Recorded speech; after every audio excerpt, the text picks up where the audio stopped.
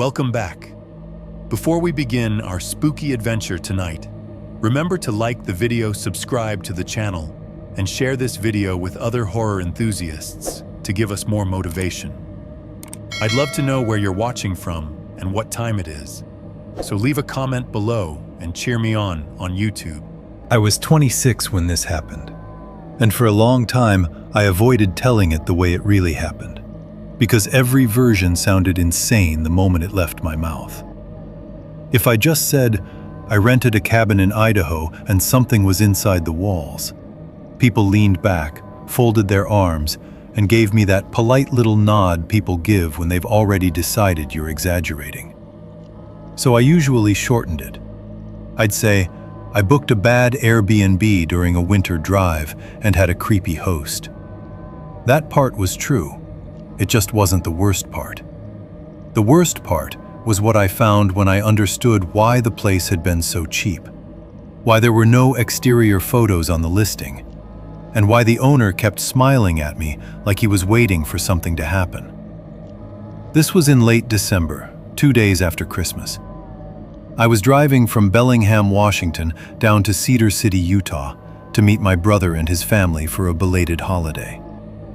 I'd done long solo drives before and never minded them. I actually liked that stretch of highway through the inland Northwest. Long gray roads, truck stops with burnt coffee, old country stations drifting in and out through static, mountain silhouettes fading under early winter dark. I was supposed to break the drive around southern Idaho, sleep 6 hours, shower, and be back on the road before sunrise. That was the plan. I booked the place around Spokane while sitting in the parking lot of a Chevron, eating a stale breakfast sandwich and checking lodging prices on my phone. Everything decent along the interstate was either booked or stupid expensive because of holiday travel. Then I found this listing. Rustic private cabin near Salmon River. Quiet, clean, convenient. $78. That was the first red flag. A motel in the middle of nowhere would have cost more than that week. But the listing had 6 5-star reviews, and the interior looked normal enough. Wood walls, old stone fireplace, plaid blankets, a narrow bed. Tiny bathroom, little kitchenette. It didn't show the exterior of the property, which I noticed, but I told myself maybe the host just cared more about the inside. There was a long paragraph about peace, privacy, and the authentic Idaho mountain experience. It specifically said private cabin twice. I remember that because I went back later and checked. The host's name was listed as Ethan. He responded almost immediately after I booked. Road may be icy after dark. Drive slow. I'll be there to meet you. That line bothered me a little. Not enough to cancel, just enough that I noticed it. I drove the rest of the day through a cold, washed-out winter landscape. Patches of snow in the ditches, pine forest black against the sky, wide, empty stretches where you could go 10 minutes without seeing another car.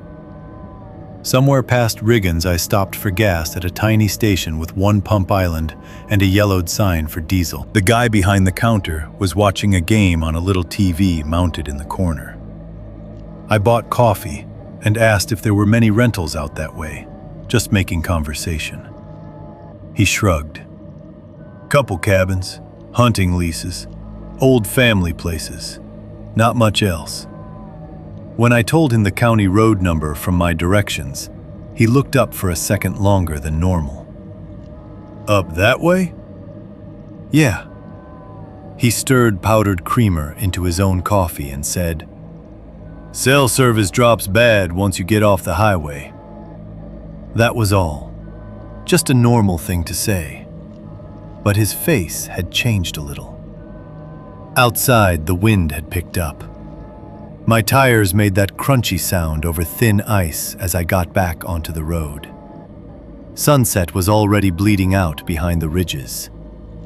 By the time my GPS told me to turn, it was full dark. The road off the highway was narrow and unlit. just two pale tracks through dense timber. Branches leaned over in places like they were trying to close the road behind me. Snow packed hard beneath my tires. Every few seconds, my headlights caught fence posts, old mailboxes, reflectors nailed to trees. I drove slower than I wanted to because I could feel the truck slipping under me on curves. The cabin appeared suddenly. One moment there was only forest. The next, a structure rose out of the dark to my left, bigger than anything I'd pictured from the photos. Not a cozy little standalone cabin, not even close. It was a long, two-story, lodge-style place with a broad front porch, sagging gutter lines, and one dead porch light glowing amber over the door. The timber exterior was almost black with age and wet weather. Snow had drifted up around the steps. A detached shed leaned crooked nearby. Beyond that, there was nothing but trees. I parked and just sat there with the engine running. Something was wrong already. The building was too big. The listing had been careful with angles inside. I saw that instantly now. Tight shots, cropped corners, no wide view of the structure. No exterior.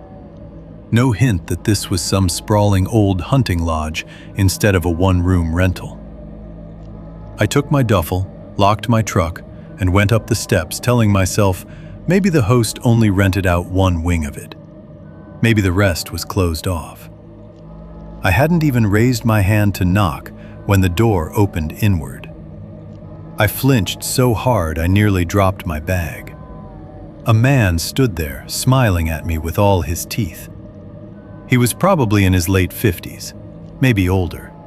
Thick shoulders under a green flannel jacket, gray beard trimmed too neatly, skin wind-burned and blotchy. His eyes were pale and watery, and his smile came too fast, like he'd been practicing it. "Jacob?" he asked. "Yeah." "Thought I heard you pull up."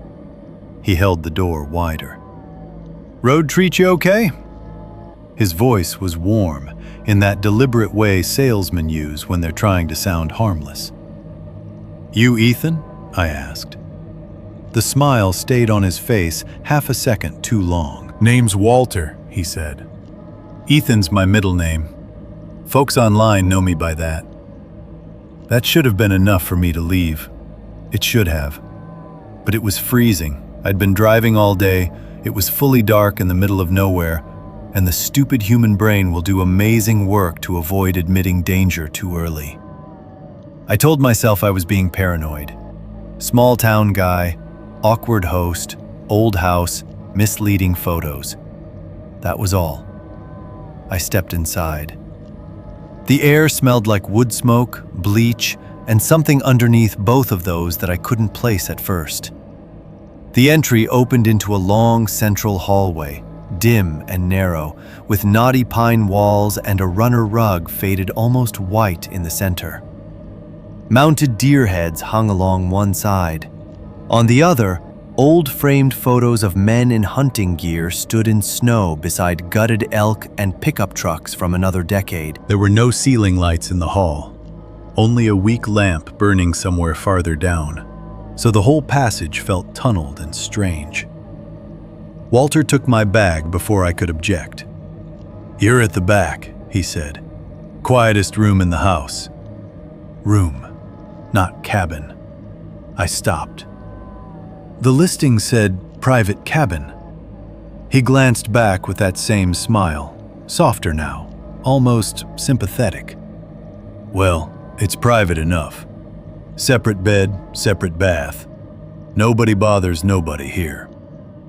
I should have turned around right then, said no thanks, gotten back in my truck and driven until I found a motel with flickering vacancy letters and bulletproof glass at the front desk. Instead, I followed him. That decision bothered me for months afterward. I kept replaying it, trying to find the exact point where good sense should have overridden politeness. The truth is, there usually isn't one clean moment. It happens in little compromises. You're tired. It's cold. The road is bad. You don't want to seem rude. You don't want to believe a situation is dangerous until it becomes impossible not to. He led me all the way down the hall to the last door on the right. He opened it and flicked on a lamp. The room itself looked almost exactly like the photos. That was the genius of it. Small bed, old dresser, patchwork quilt, a little bathroom through a narrow doorway, cheap art of mountains and trout on the walls, one window with heavy curtains, a cracked leather chair in the corner, normal enough to make me question my own instincts. Walter set my bag down by the dresser and held out 2 keys on a brass ring. One to the front door, one to your room. Lock either if you like. I took them. You live here? I asked. On and off. He shrugged. Family place. Too much house for one man, so this helps with taxes. He stood there another moment, smiling. Need anything? Holler. Then he left. I closed the door and locked it immediately. The room felt colder than the hallway had. I set my bag on the bed and just listened. The house creaked in irregular little pops, settling sounds, wind sounds, old wood sounds. Somewhere far off, a television murmured. Pipes knocked once in the wall. Then silence again. That smell was stronger in the room. Not just bleach, not mildew. Something sweet and rotten underneath it. Faint enough that I could almost convince myself I imagined it. Like meat left too long in a cooler. Like copper and damp plaster. I texted my brother the address and a quick message. Place is weird. If you don't hear from me by 8 tomorrow, call me. He responded with a laughing emoji and told me to stop watching murder documentaries. I took a photo of the room and sent it anyway. Then I checked the lock again. I opened the booking app to reread the listing. My stomach tightened. The wording had changed. I know how that sounds, but it had. Earlier, it said private cabin. Now it said private guest suite in rustic mountain property. I stared at the screen, went back, refreshed, read it again. Private guest suite. Maybe I had read it wrong before. Maybe I was tired. Maybe hosts could edit listings after booking and I had just never noticed. But the feeling that came over me then was not confusion. It was the ugly, sinking certainty that I was being managed. I looked at the reviews more closely. All 6 were from the previous 8 months. All vague, all short. Great stay, quiet spot, friendly host, cozy and unique. None mentioned weather, nearby landmarks, details about the area. Nothing that sounded like a real traveler. I should say here that I'm not the guy in horror stories who keeps pushing forward just because the plot needs him to. I didn't go exploring for fun. I didn't hear a noise and decide to investigate because I was curious. I decided I was leaving. That was my first good decision of the night. I unzipped my bag and repacked the few things I'd taken out.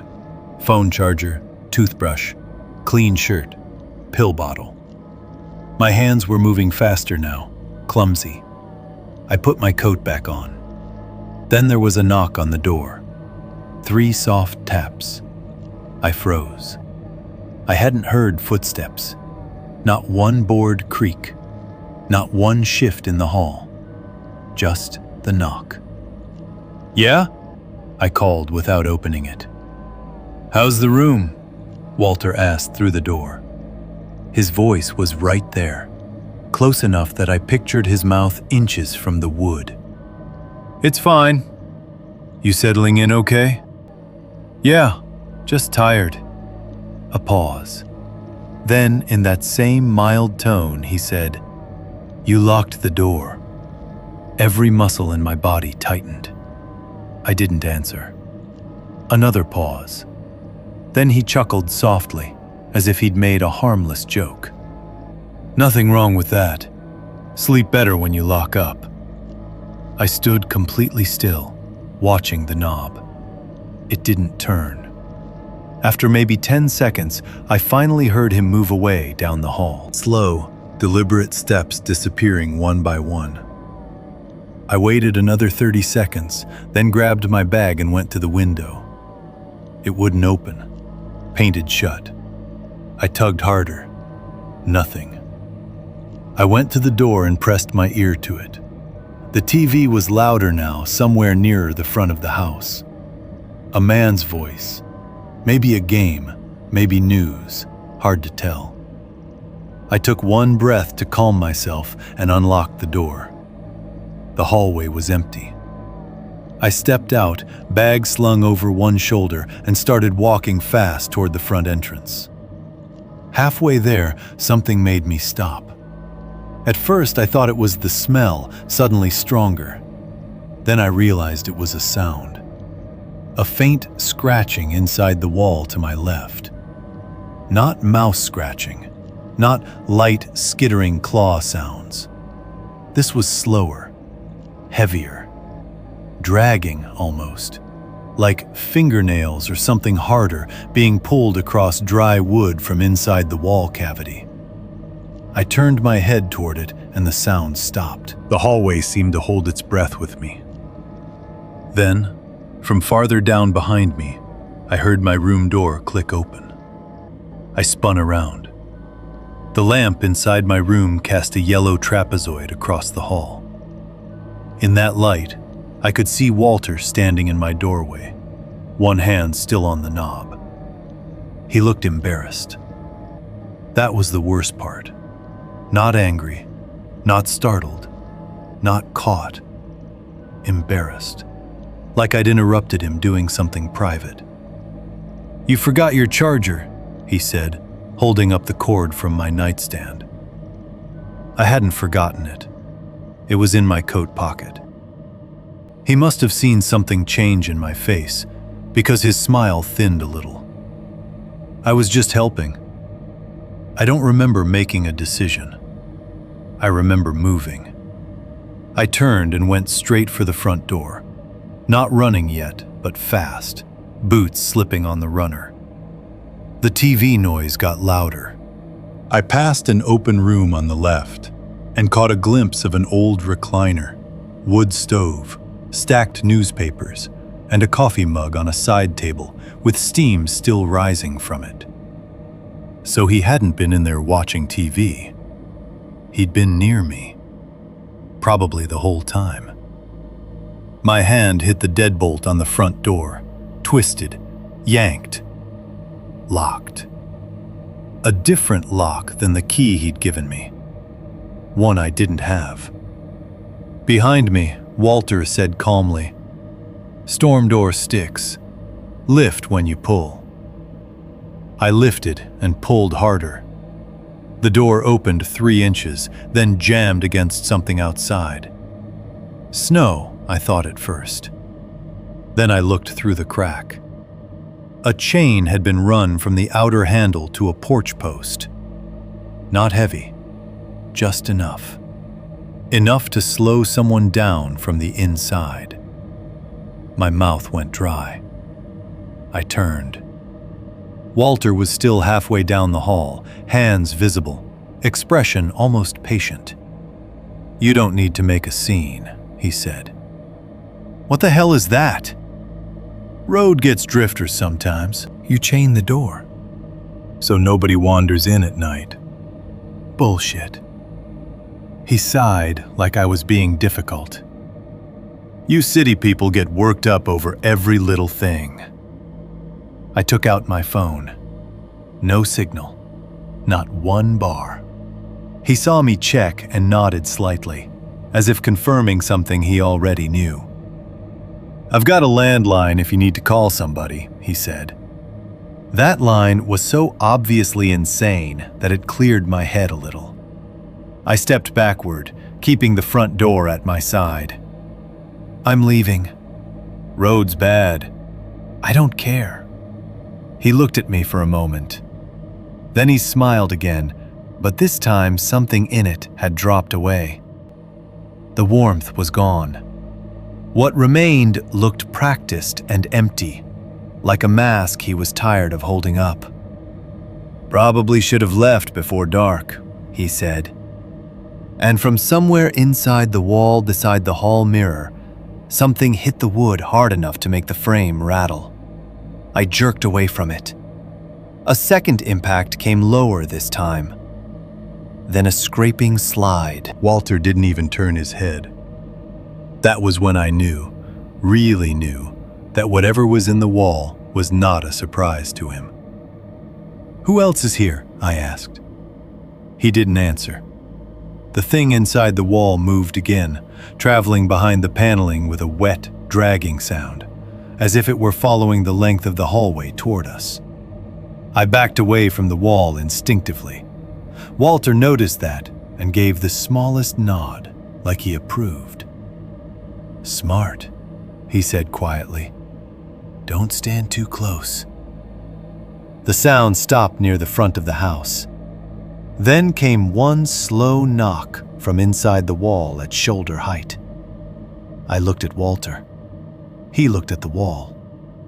And in a tone so normal it made my skin crawl, he said, "Easy now." A reply came from the other side. Not words, breathing. Low, raspy, uneven breathing filtering through a seam in the paneling near the baseboard. My body went cold all over. Walter took one step toward me. I took two back and grabbed the heavy iron fireplace poker from a stand near the wood stove without even thinking. His eyes dropped to it. "Son," he said, "that won't help you." The wall beside the front door bulged outward. Not much, just enough to show movement behind it. A nail popped free and hit the rug. Then a section of trim peeled forward from the bottom as something pushed against it from inside. I did the only useful thing I'd done all night. I swung the poker at Walter as hard as I could. I didn't hit his head. I was too panicked and too close. The iron bar smashed into his shoulder and collarbone with a dull crack that made him grunt and stumble sideways into the hall table. A framed photo fell and shattered. I dropped my bag, jammed the poker through the gap in the front door handles, and used it like a lever to wrench the chained outer door wider. The chain outside snapped one link at a time with metallic pops. Walter lunged for me and got one hand on the back of my coat.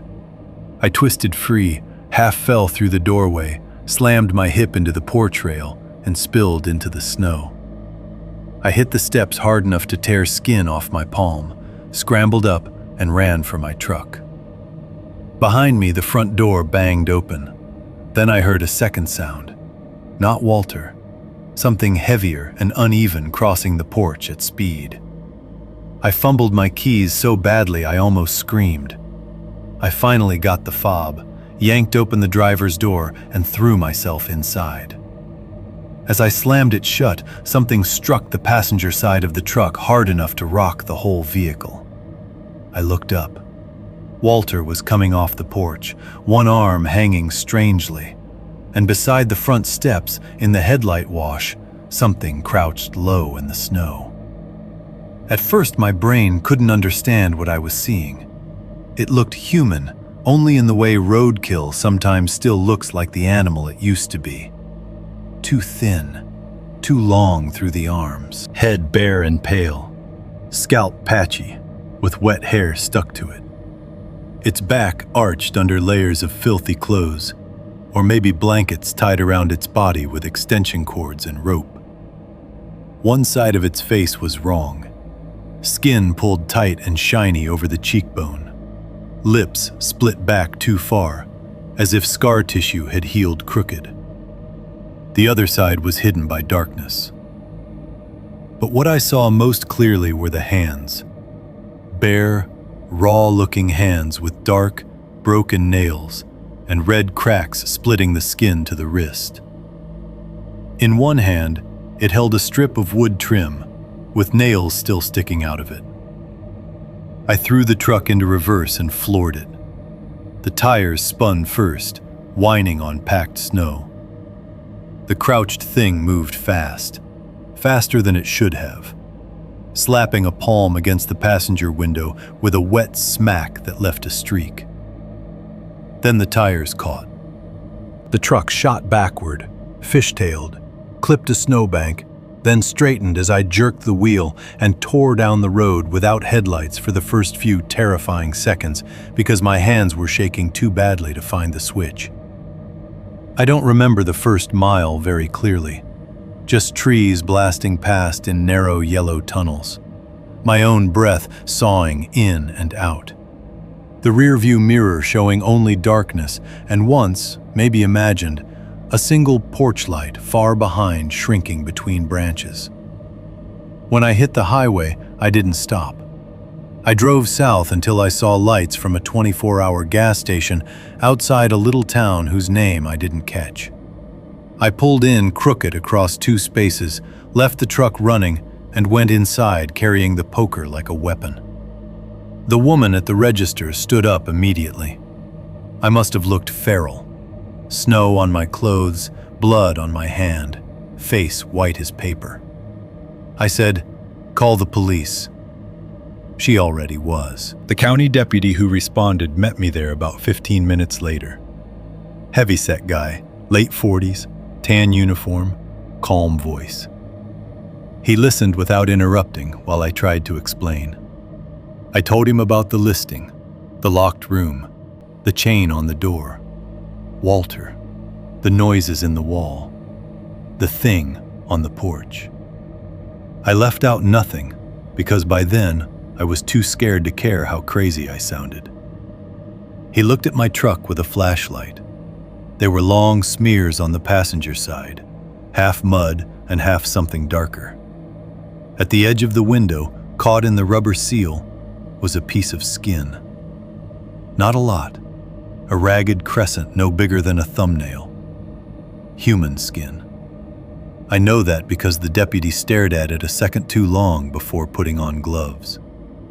He told me to wait at the station while another unit met him at the property. I sat in a molded plastic chair under fluorescent lights until almost 3 in the morning, staring at a wanted poster on the wall and trying not to shake apart. The deputy came back just after 3:30, with snowmelt darkening his shoulders. Walter was gone. So was the chain on the door. The room I'd been given looked disturbed, according to him, but not in a way that proved much. The broken photo frame in the hall was there, blood on the rug, blood on the porch. Some from my hand, some likely Walter's. But the strangest part was behind the wall in my room. There was space back there, a narrow crawl space running between my room and the next one, accessible through a panel inside the bedroom closet. The panel had fresh scratches around the edges. Inside the crawl space, they found blankets, empty food cans, pill bottles with labels torn off, a plastic bucket, and what the deputy first described to me as biological material. I made him tell me what that meant. There were bones. Not a whole skeleton, not neatly arranged. Fragments. Animal for sure in some cases. Maybe not all animal. A jaw section, a few ribs, clumps of hair, old stains soaked into insulation, smears of something brown-black dried across the studs. On the floor of the crawl space was a mattress so filthy it looked grown over. There was also a coffee mug with cigarette butts floating in old liquid, meaning someone had been using it recently, meaning the breathing I heard from the closet hadn't come from empty space.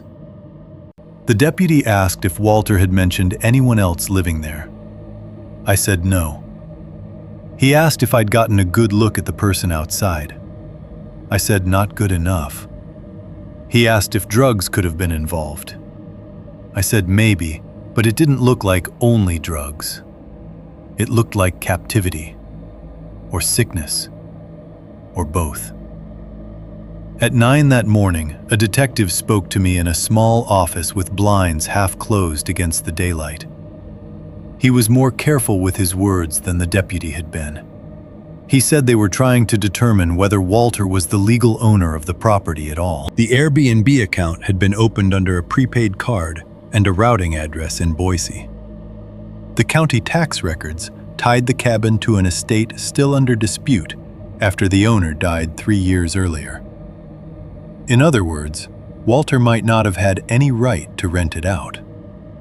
They also found something else.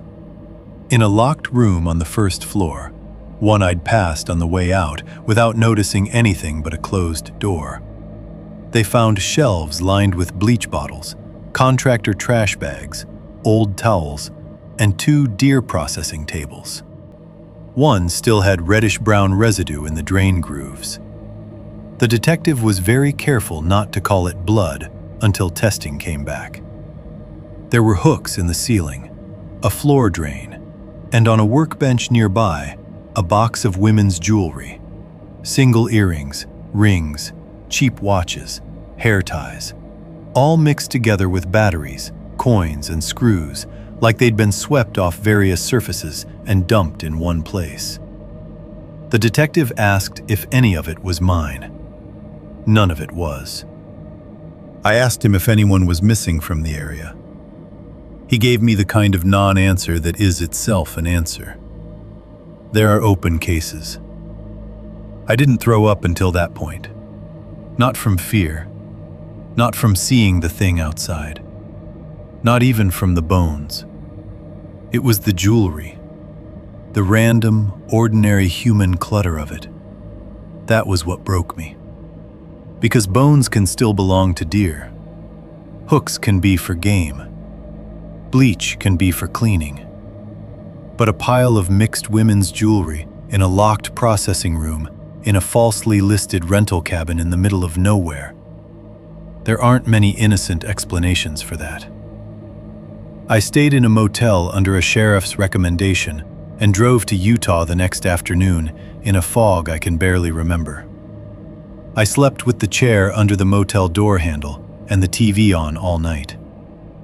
My brother met me in the parking lot when I arrived and thought I'd been in a wreck because that's how bad I looked. For a week, every time a house settled or a pipe knocked, I felt that same cold wash go through me.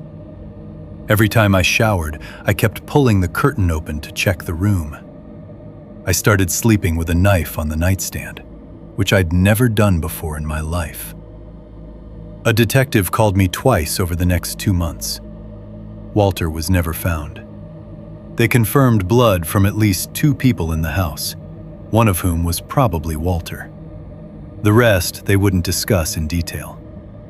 The biological material from the crawl space included animal remains and possible human remains pending further analysis. Some of the jewelry was eventually linked to a missing woman from Montana who had vanished the previous summer while driving alone through Idaho. She had never been formally tied to the property, at least not in anything they would tell me. But after that, I stopped asking for details because I already knew enough to not want more. The listing disappeared within days. When I searched the address later using satellite view, the image was old and blurry. The roof looked partly collapsed on one side. No vehicles. No sign of recent use. Just a dark shape in a clearing. I thought that would be the end of it. It wasn't. 3 months later, in March, I got a padded envelope in the mail with no return address. Inside was my phone charger. The white cord I had left on the nightstand. Wrapped around it was a brass key from the ring Walter had given me. There was no note. No fingerprints they could recover, at least none that led anywhere.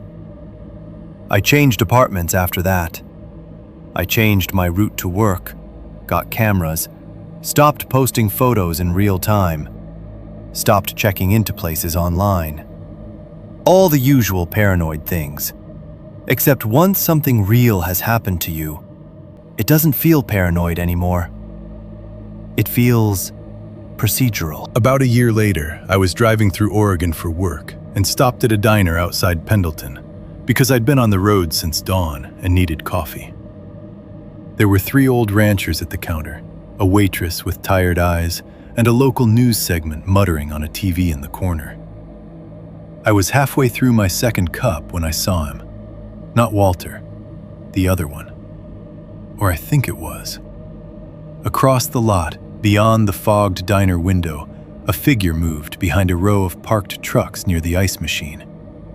Bent posture, too thin frame swallowed in layers of clothes. Pale head. One hand resting high against the side of a pickup as if steadying itself. I stood up so fast the coffee sloshed. By the time I got outside, the lot was empty except for a Subaru pulling onto the road and my own rental car ticking in the cold.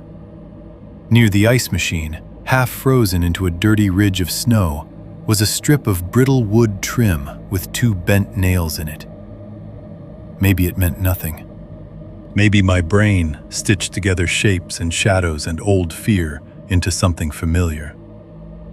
But when I bent down to pick it up, I saw there was dark residue in the grain of the wood. Not fresh. Old. Brown-black. And caught under one bent nail was a single hair. Long. Human. I left it there. I got in my car and drove.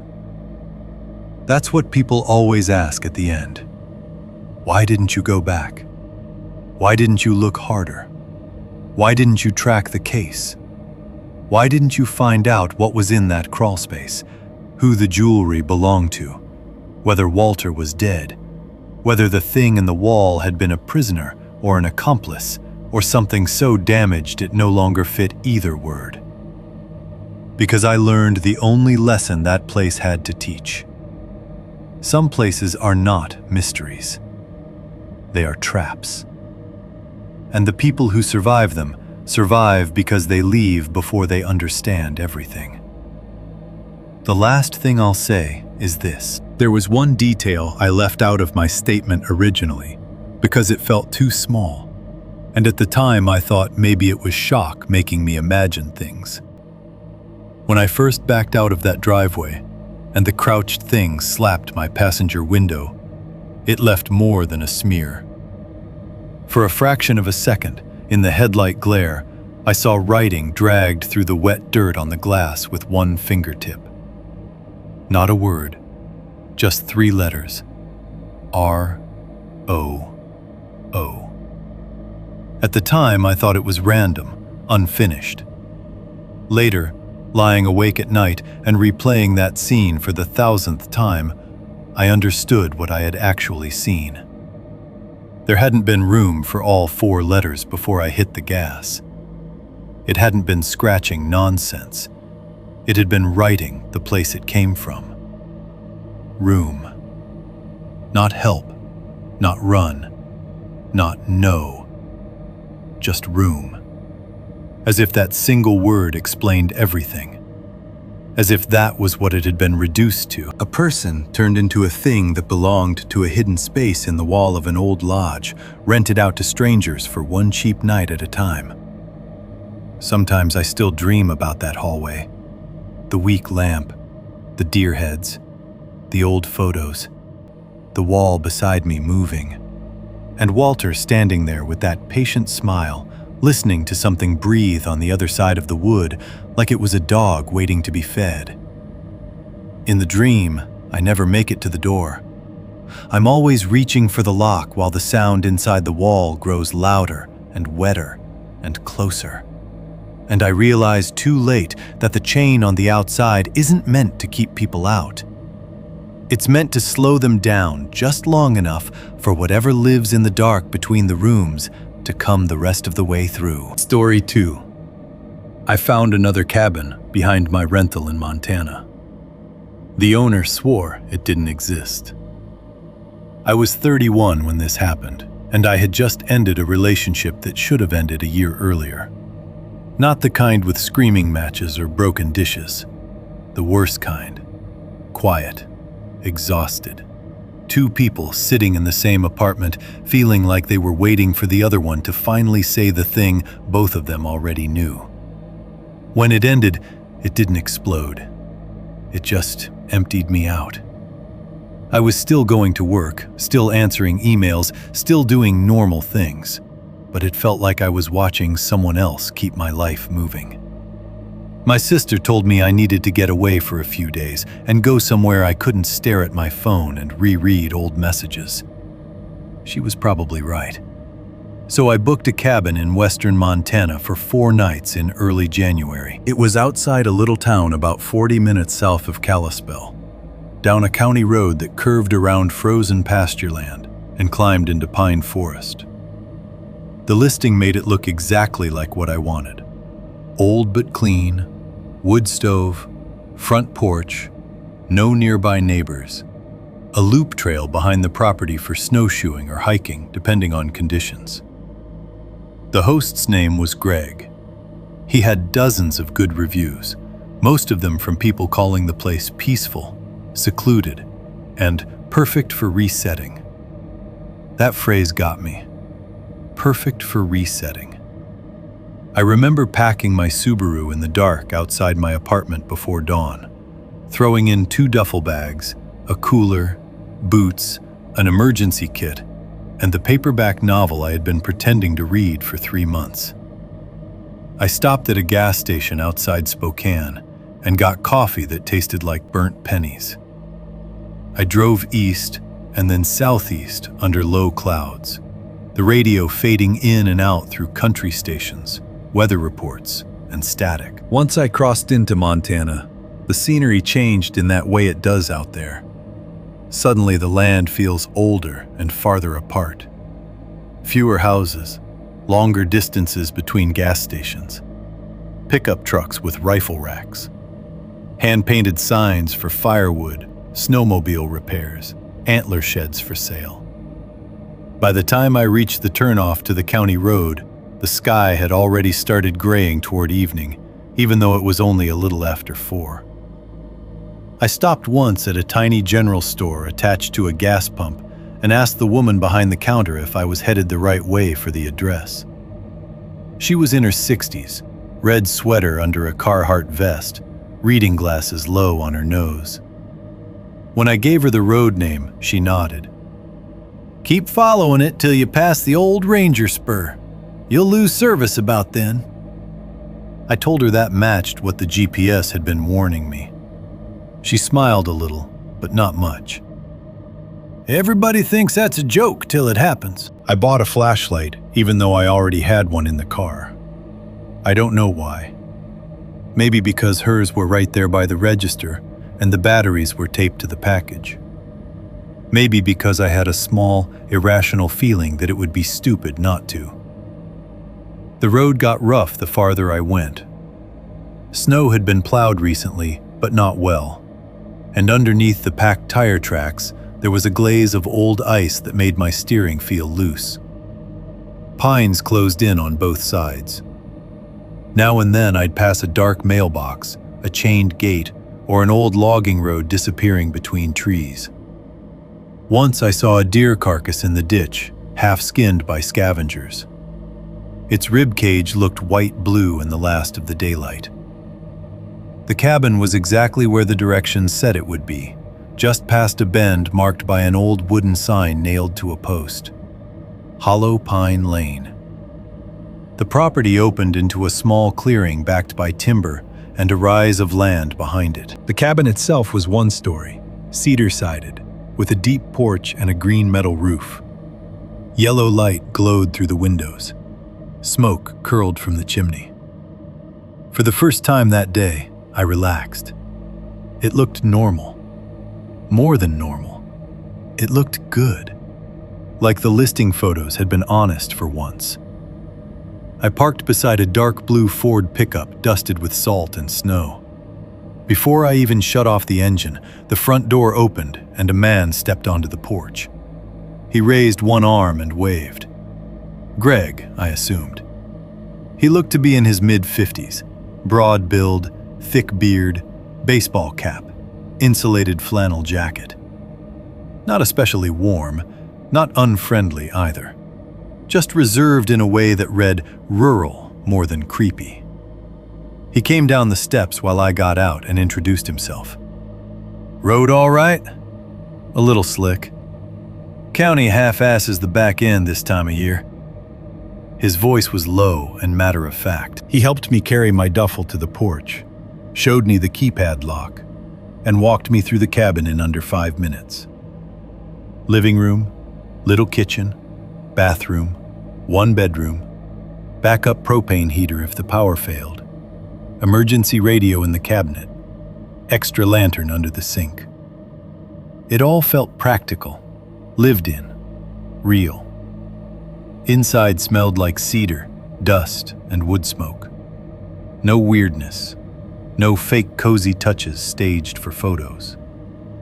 There was a faded Pendleton throw over the couch, a rack of old VHS tapes nobody probably watched, and a laminated map hanging beside the front door, showing the property boundary and the trail loop behind the cabin.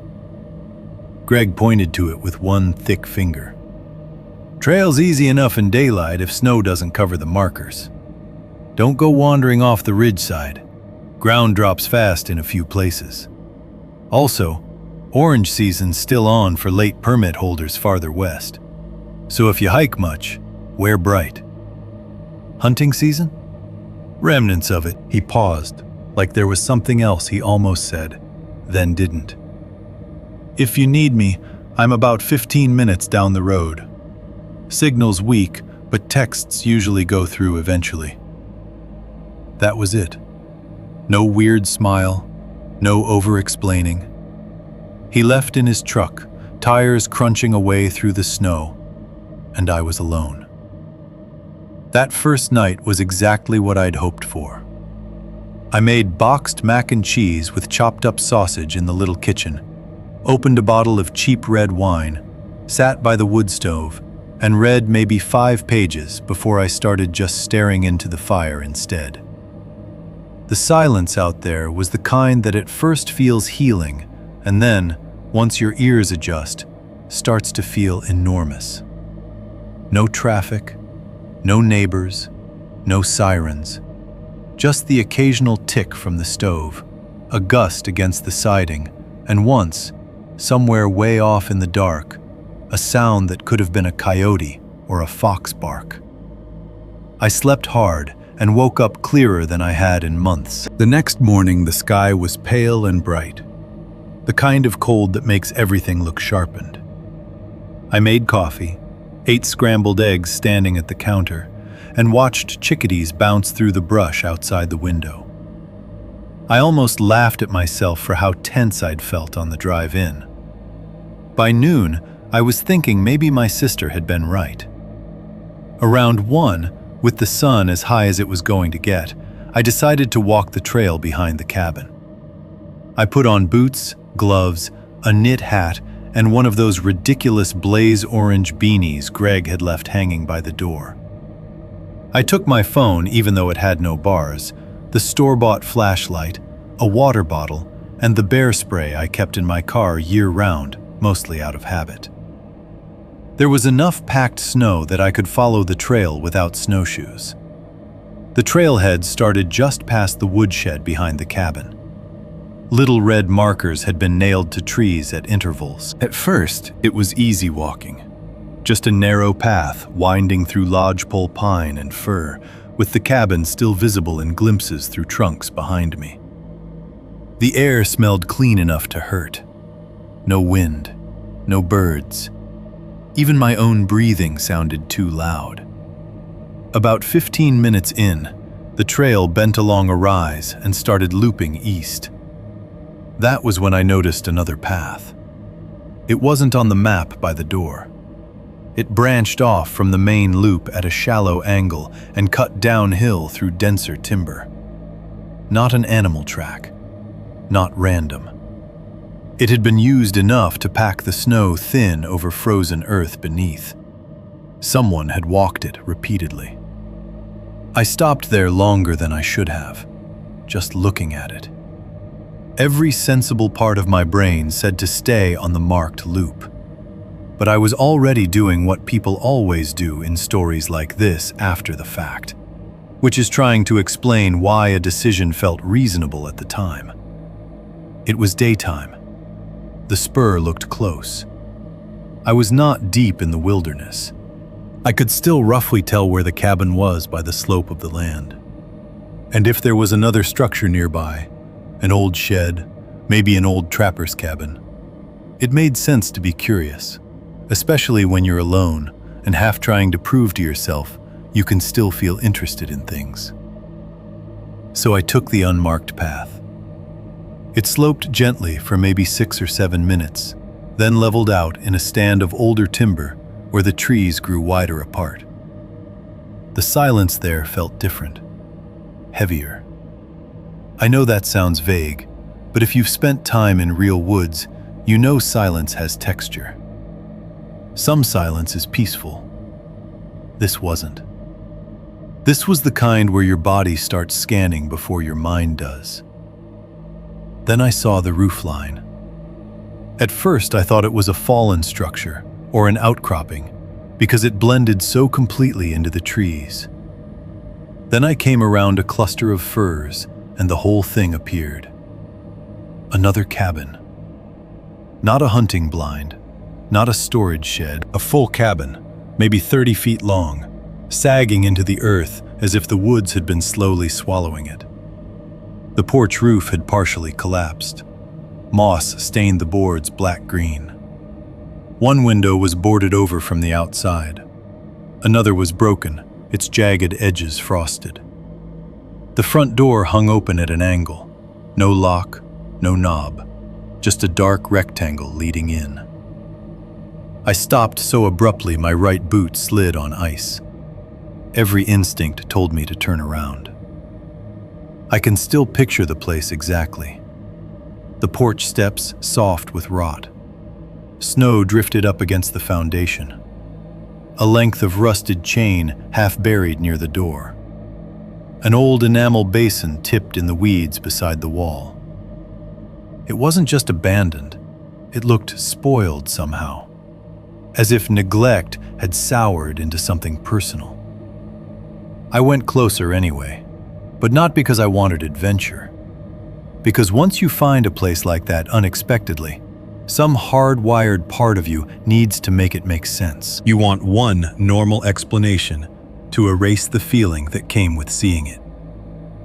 So I walked to the porch and looked in. The air coming from inside smelled like cold mildew, mouse droppings, wet wood, and underneath that, something far worse. Sweet, rotten, organic in a way that immediately made the back of my throat tighten.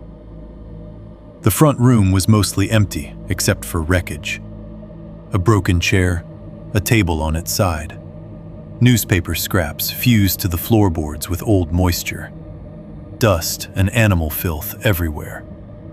But there was one detail that broke the illusion of long abandonment immediately.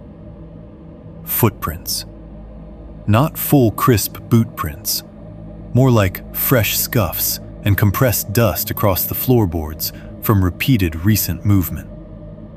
A path from the front doorway toward the back of the cabin, where a second interior doorway stood open into complete darkness. I stared at those marks and felt all the warmth leave my hands despite the gloves. Someone had been using the place. Recently. Then something moved in the dark doorway at the back. Not much. A shift.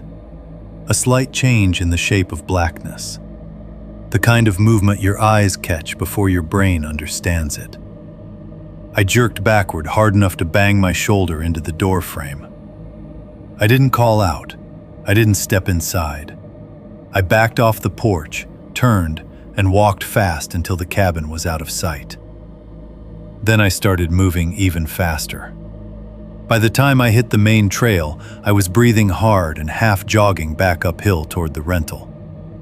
I locked the cabin door behind me, checked every window, and stood in the center of the living room listening to my own pulse in my ears.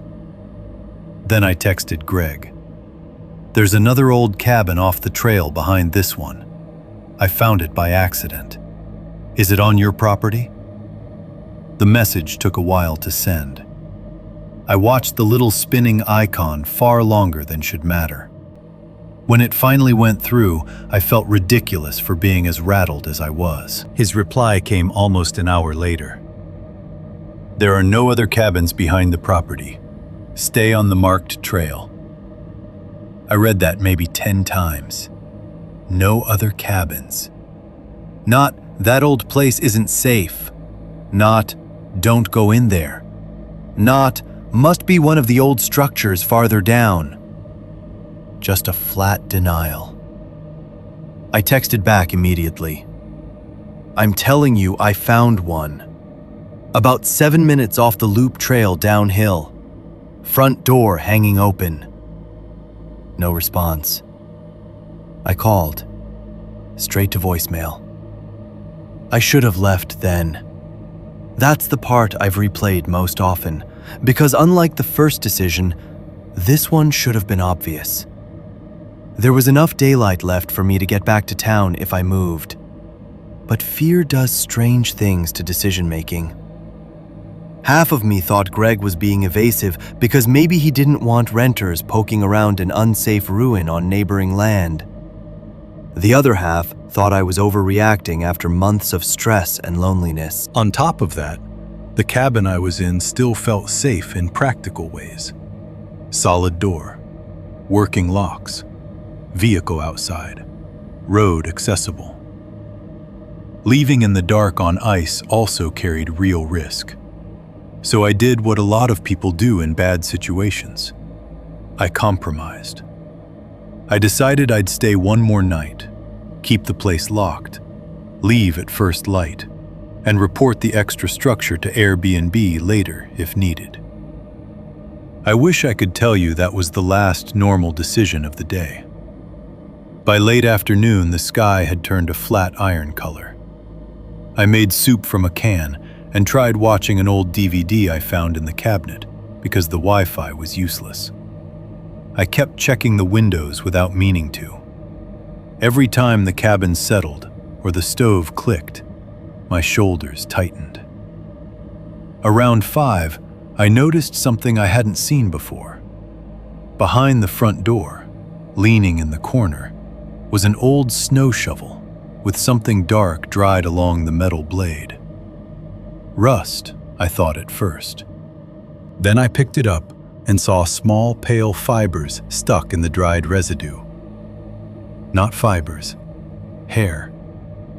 Animal maybe, human maybe. The blade edge had a thin, nicked shine in places where something harder than soil had struck it repeatedly. I set it back exactly where I'd found it and wiped my hand on my jeans like that could remove the feeling of it. Just before 6, while I was standing at the kitchen sink pretending to wash out the soup pot, a shape moved past the side window. Fast. Too tall for a deer. Too close to the house. Gone before I fully turned. I dropped the pot. It clanged in the sink so loud I jumped at the sound of it. I stood there waiting, eyes fixed on the window. Nothing. Then, from the front porch, came 3 slow footsteps. Wood creaked under weight. Not wind, not branches. Someone was on the porch. I backed away from the sink and grabbed my phone. No service. I opened the text thread with Greg and typed, "Someone is outside the cabin right now. If this is you, answer me." I hit send. I was still staring at the screen when I heard a muffled electronic chime from the porch, right outside the front door. My whole body went cold in one instant. The message had gone to the phone of whoever was standing outside. I don't think I breathed for several seconds. I just stood there, listening to the cabin and the silence beyond it. Phone in one hand, the useless kitchen dish towel still in the other. I could hear nothing from the porch now. No shifting weight, no knock, no attempt at the handle. Just stillness. Then my phone buzzed. A text from Greg. "Don't open the door." I stared at those 4 words. Immediately, another one came in. "Call sheriff if you have a signal." That was enough to kick me into motion. I went to the bedroom, got my car keys from my bag, pulled on my coat, then checked the back door. Locked. Windows locked. I took the fireplace poker from beside the stove because there was nothing else in reach that felt like a weapon. I called 911 anyway. Nothing. No bars, no call. Outside, something dragged slowly across the front porch boards. The sound made my teeth hurt. I moved toward the side window near the dining table and very carefully peeled back the edge of the curtain.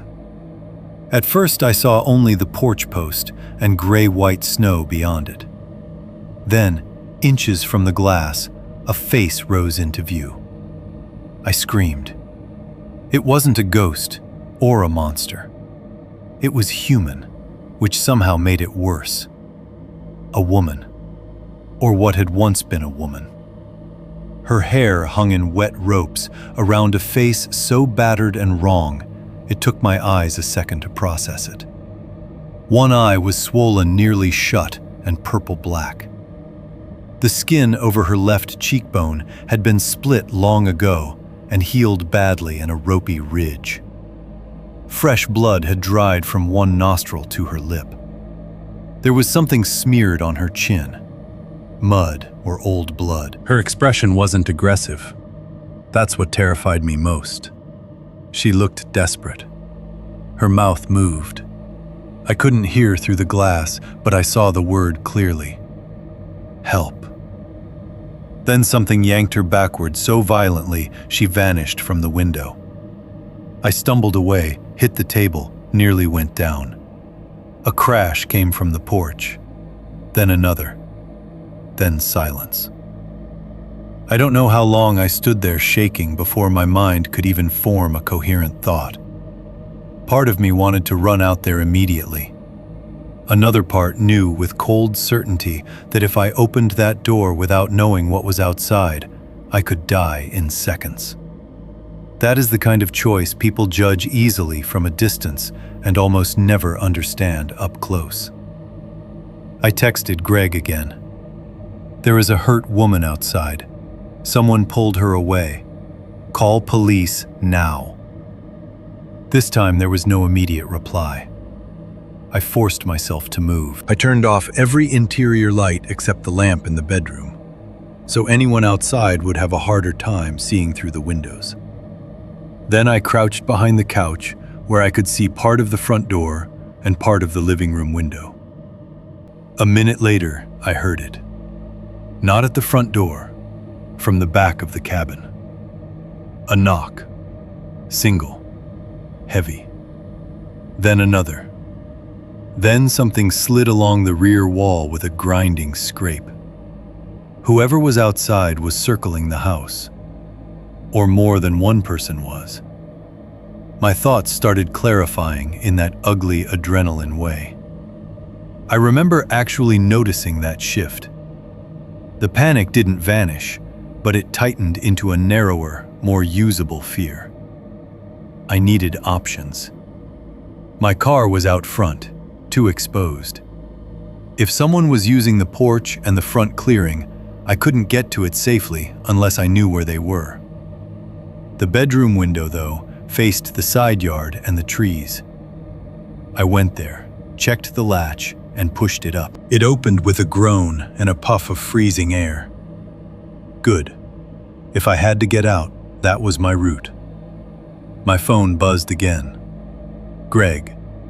Deputy en route from town. 20 to 25 minutes. Stay quiet. Do not go outside. 20 to 25 minutes might as well have been 2 hours. Then a new sound came from the porch. A voice, low, male, so close I could hear it through the door. "Ma'am?" Not shouting, just conversational. "Need you to open up a second." I stayed perfectly still. He waited a beat, then tried again. "Road's blocked down the bend. Tree came over. You should come out while we clear it." The voice was wrong in a way I can't describe cleanly. Not theatrical, not movie villain creepy. It was the kind of voice that was trying too hard to sound ordinary. A man pretending the conversation already made sense. I didn't answer. The doorknob turned once, slow and testing. Locked. He released it. Then, very softly, the woman started crying outside. I felt every hair on my arms rise under my sweater. Not sobbing, just a thin, exhausted weeping from somewhere right beside the porch steps. Hurt enough to be real, controlled enough to be used. "Please," she said. This time I could hear her through the wood. "Please let me in." I stayed still. I hated myself for staying still, but I did. And then came the sound that justified it. A second male voice, farther from the door, said sharply, "Stop that!" The crying cut off at once. Not faded, stopped, like a faucet turned. There were at least 2 men out there, maybe more. I moved backward from the couch, inch by inch, and went to the bedroom window. That was when I saw the lights. At first, just a pale flicker through the trees behind the cabin. Then another.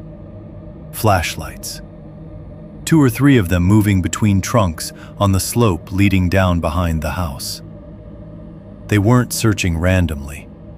They were closing in. I didn't wait any longer. I shoved the screen out of the bedroom window, threw my bag onto the snow outside, climbed through, and dropped into the side yard. The cold hit like a slap. Snow went over the tops of my boots. I crouched there, listening. From the front of the cabin, the man called again, louder now.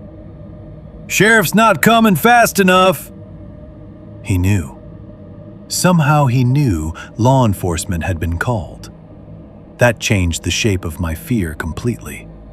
This wasn't some random drifter or local meth head trying doors.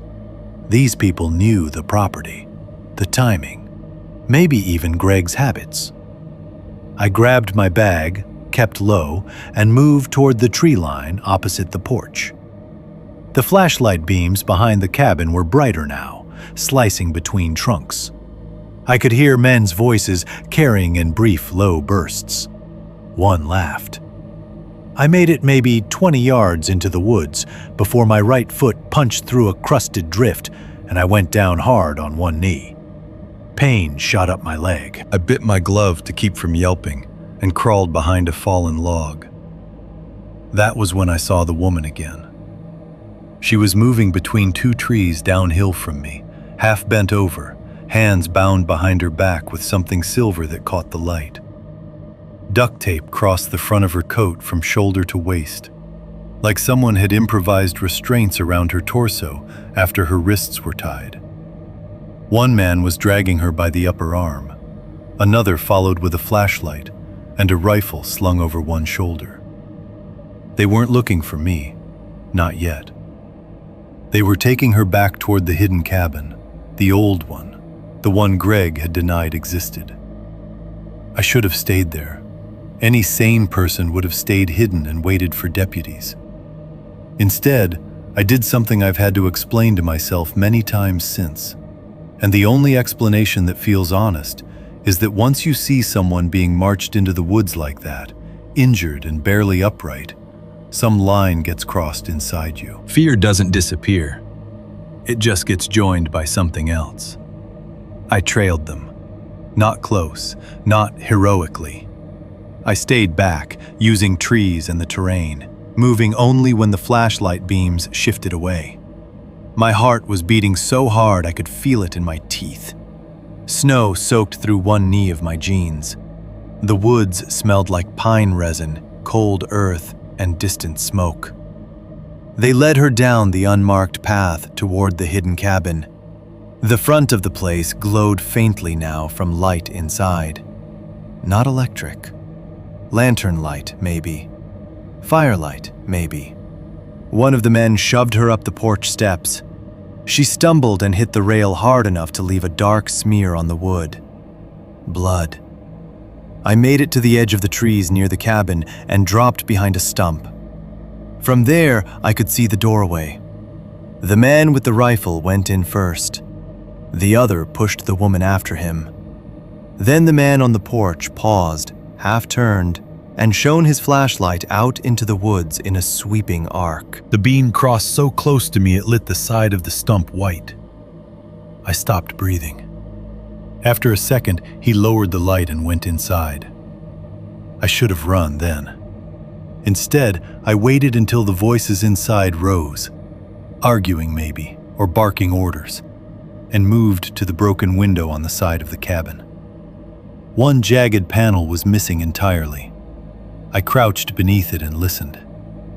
At first, all I heard was movement, boots on boards, someone breathing too hard. Then a man said, "You spooked the renter." Another voice answered, older and harsher. "Should have handled her before she found this place."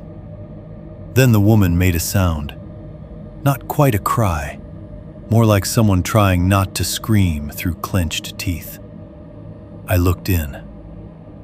What I saw has never really left me. The front room of the cabin had been cleared out and repurposed. A cast iron stove burned in one corner, vented through a pipe jammed through the ceiling. Lanterns hung from nails. A plastic folding table was covered with medical trash, bottles, blood-stiff rags, zip ties, duct tape, and tools that were not medical no matter how neatly they'd been arranged. There was a deer hoist bolted to a central beam, its chain hanging over a stained-black section of floorboards. Along the far wall stood shelves of old food cans, jugs of water, and unlabeled jars holding things I couldn't identify from that angle. And against the back wall, beneath the dark doorway I'd seen earlier, was a pile of bones. Not artistic, not ritualistic, not arranged to shock. Dumped. Some clearly animal. Deer skull, long leg bones, ribs. But mixed among them were pieces no hunter would mistake. A human mandible with 3 teeth still in it. Small finger bones. The rounded section of a skull with dull hair still stuck to it in patches. I clapped my hand over my mouth so hard my teeth cut my palm. The woman had been forced into a wooden chair in the center of the room, her head lolled, blood matting the side of her scalp. One of the men I'd seen outside was taping her wrists to the chair arms, even though they were already bound. Then I saw the older man. Not Greg, someone else. Late 60s maybe. Long gray hair, canvas work coat, red face veined with broken capillaries. He was standing by the table washing his hands in a metal basin already pink with diluted blood. He looked toward the back doorway and said, "Bring the bag from the pit." The word pit went through me like ice water. I backed away from the window before I could think. My boot hit something under the snow with a sharp crack. Bone. The sound was small, but in the stillness outside, it was enough. Inside, someone said, "What was that?" I ran. No stealth, no caution, just pure blind flight through timber and snow, branches slapping my face, lungs burning. Behind me, men shouted. A flashlight beam tore through the trees. Then a gunshot cracked the woods open so violently I ducked on instinct and almost face-planted in the snow. I veered uphill toward the rental, not because it was safe, but because it was the only place connected to the road and to Greg, and maybe to help. Another shot came, then another. One tore bark from a tree trunk ahead of me in a spray of splinters.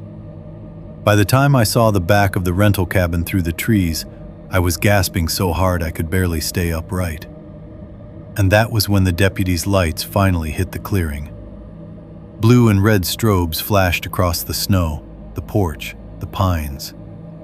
I burst from the woods waving both arms and screaming before the deputy could mistake me for one of them.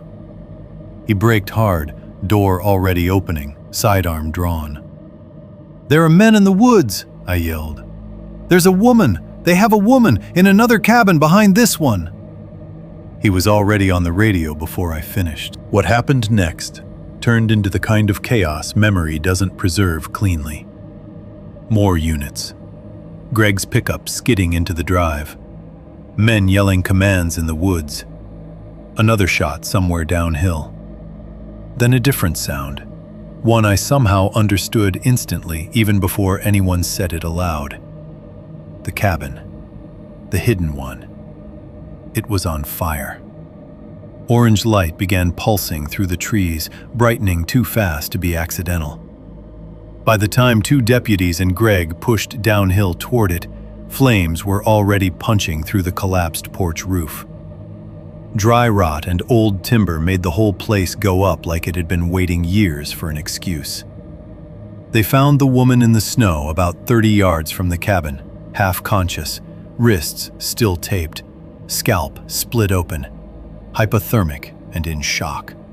One of the men, one of the younger ones, was found dead near the side of the structure with a gunshot wound that the sheriff later implied may have come from one of his own people in the confusion, not law enforcement. The older man disappeared into the woods. So did at least one more. The fire destroyed most of the interior before firefighters from town could even reach the site. That should have been the end of it. It wasn't. The woman survived, but not in any way that gave investigators a clean story. She had been missing for 9 days from a gas station off Highway 93. She remembered accepting a ride after her car broke down.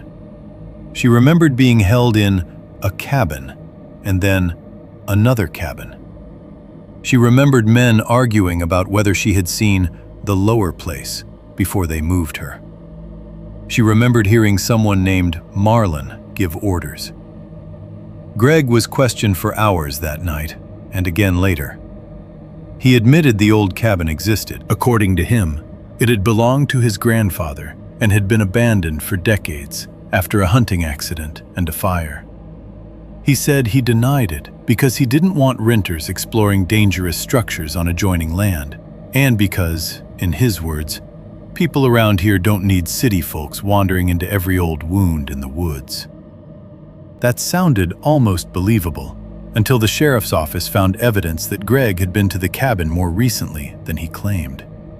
Fresh boot impressions matching his size and tread pattern. Food packaging from the same local store where his credit card had been used. And on the shelf, beside the hidden trail map in the rental cabin, investigators found an old ring of keys, one of which fit a padlock recovered near the burned remains of a root cellar behind the hidden cabin. That cellar, what the older man had called the pit, was the worst part. The fire had partly exposed it. It wasn't large, more like a crude earth-dug storage chamber, shored up with rotting timbers and covered once by planks and old feed sacks.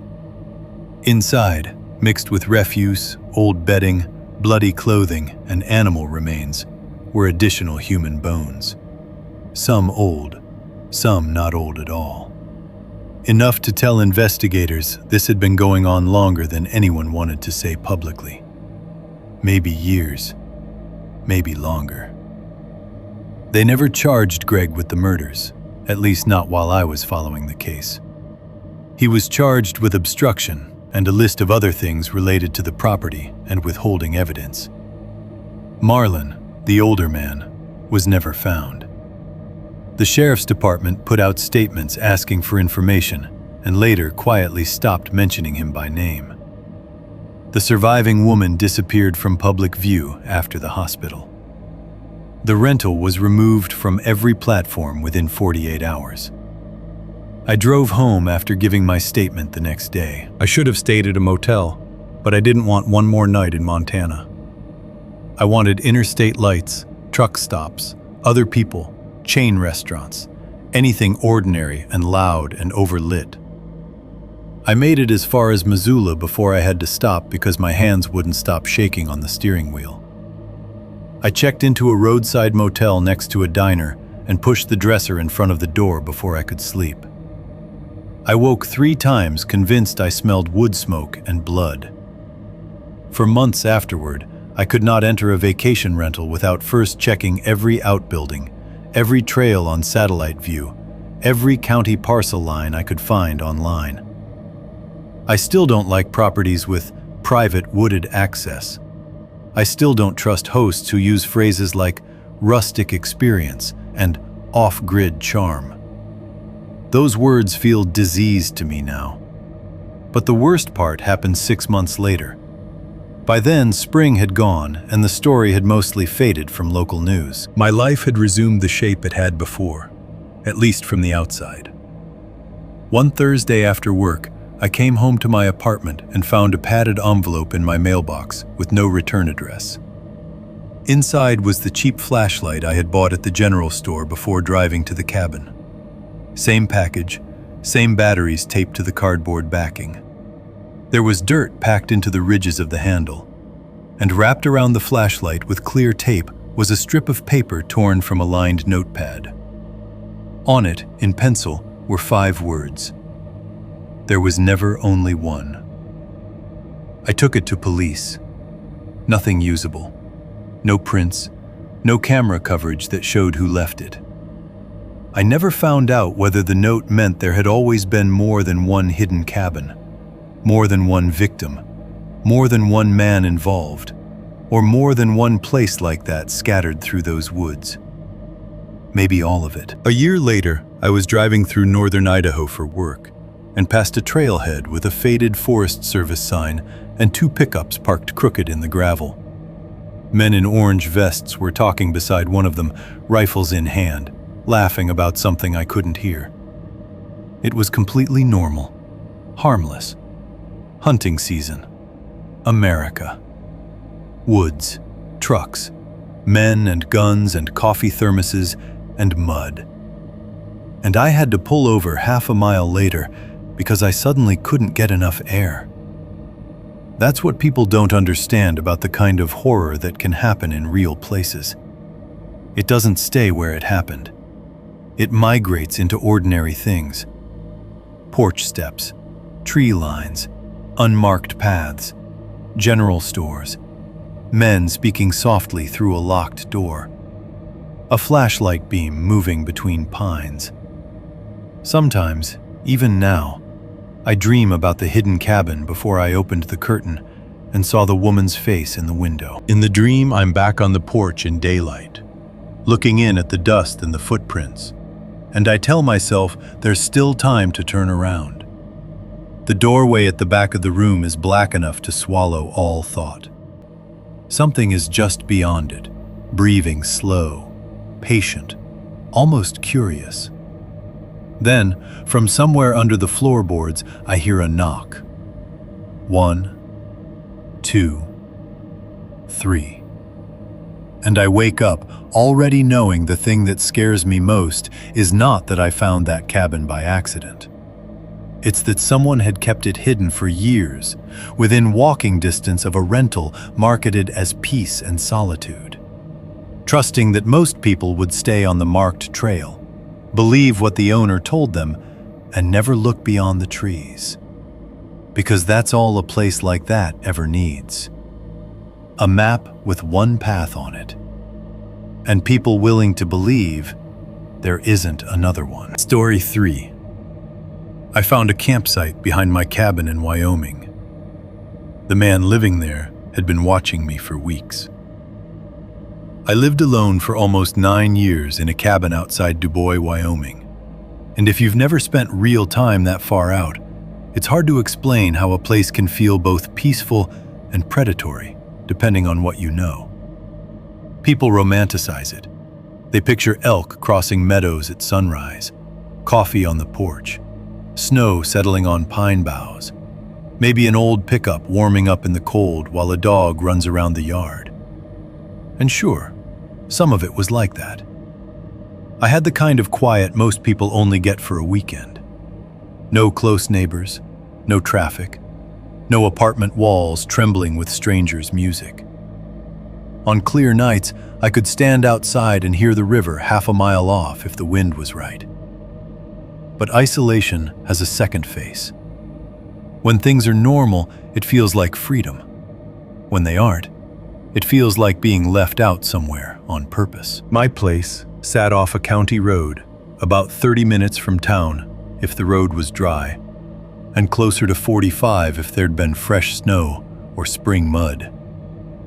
It wasn't a vacation cabin, not one of those polished Airbnb places with antler chandeliers and staged blankets. It was just mine. One story, timber walls, metal roof, wood stove and propane backup. A shed out back, a fenced utility area, a short gravel drive, and then woods and open ground on every side. The property line stretched farther than I ever needed to use, blending into mixed pine and aspen that ran up toward low ridges and old game trails. I worked remote for a construction supply company out of Casper, mostly logistics and vendor coordination. Not glamorous, but it paid consistently, and that mattered more to me than glamour ever had. My life out there was simple. Coffee at 5:30, check emails, inventory reports, maybe a drive into town twice a week for gas, groceries, hardware store stuff. The diner if I was feeling social. During fall, I wore orange if I walked my land, because hunting season turned every stand of timber into a reminder that other people were out there, with rifles and bad judgment. I say all that because what happened didn't take place on some dramatic wilderness expedition. It happened in the place I knew best. That's part of why it still bothers me. You can make peace with danger in unfamiliar country. What eats at you is learning that someone can study your routines from 50 yards away while you keep calling the place home. This started in late October, right after the first hard freeze. The aspens had mostly dropped their leaves, and the mornings had that metallic smell they get before real winter settles in. I'd gone outside around 9 to split kindling, because the weather report on the radio said a front was moving through by nightfall. I remember the radio clearly because the local AM host was complaining about road closures near Togati Pass, and then pivoted straight into a long rant about non-resident hunters, as if those two things were spiritually connected. I was stacking the split wood by the porch when I noticed crows gathering low in the timber behind the house. Not a lot, 5 or 6. They kept dropping into the same patch of trees and then hopping back into branches, restless, agitated. I watched them for a minute, figured maybe a deer had died back there, and went back to work. Around noon, once I'd finished my calls for the day, I decided to walk the property. That wasn't unusual. I did it every so often, especially when seasons changed, just to check fencing, look for storm damage, make sure nothing was creeping toward the cabin that shouldn't be there. Out where I lived, nothing included fallen limbs, runoff washouts, a black bear sniffing around the shed, trespassers, and once, years earlier, a drunk snowmobiler who'd gotten turned around after dark and ended up asleep under my porch. I grabbed a flannel jacket, my boots, and the .38 I kept in a lockbox by the door when I went outside. I didn't carry it constantly, and I wasn't one of those guys looking for excuses to feel tactical. But I lived alone in grizzly-adjacent country, and I'd learned a long time ago that people who sneer at basic preparedness usually do it from neighborhoods with streetlights and cell coverage. The ground behind the cabin was stiff with frost, the grass crackling under my boots. I cut across the back clearing and entered the first line of trees where the light went cooler and thinner. The crows lifted off as I got closer, flapping up through the branches with hoarse, irritated calls. That was when I saw the campsite. At first, I only registered the fire ring. A rough circle of stones with charred wood inside. Black ash still packed in the center. Then the rest of it came into focus around it. A flattened rectangle in the grass where a tent had been pitched. A split log dragged over as a makeshift bench. Melted wax from a candle or lantern. 2 crushed beer cans half hidden under pine needles. A torn MRE wrapper. A length of yellow paracord tied between 2 saplings at waist height. And on the ground near the ashes, several cigarette butts pressed into the dirt in a neat little cluster. The site was maybe 300 feet from my cabin. Not half a mile, not deep in the woods. 300 feet. From where I stood, I could turn and see the back corner of my house through the trunks. The first thought I had was that it had to be a hunter who'd gotten lazy or stupid and camped too close to private property. The second thought came harder. Nobody pitches a camp that close to a visible house by accident. I crouched by the fire ring. The ashes were old enough to be cold, but not old. Maybe a few days. A few weeks at most. One of the beer cans still had moisture pooled in the crease near the tab. The tent rectangle was flattened deeper at one end where someone had probably slept repeatedly. Not just one night. More than one. I stood up slowly and looked around the trees. That was the first time I felt it. Not fear exactly. Recognition.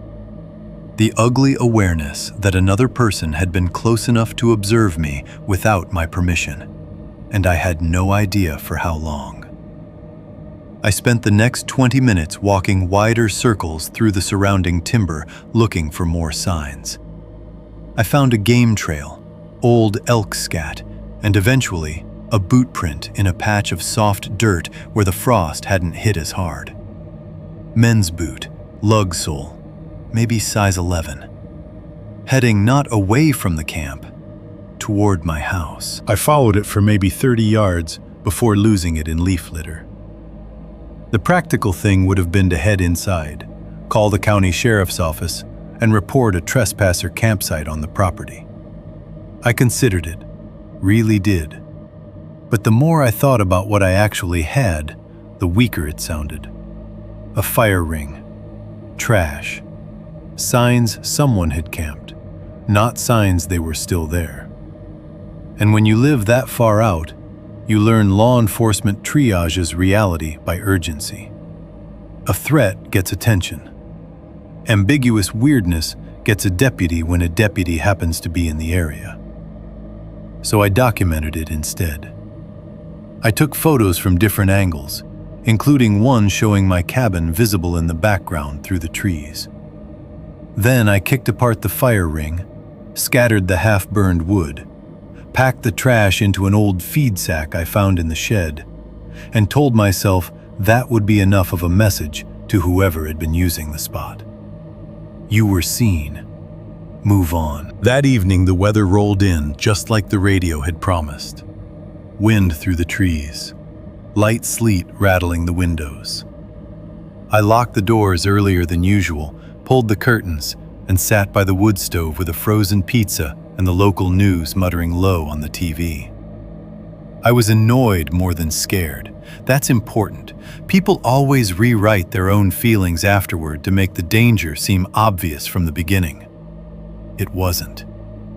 At that point, I thought I had a trespasser problem, maybe a drifter, maybe a hunter cutting corners.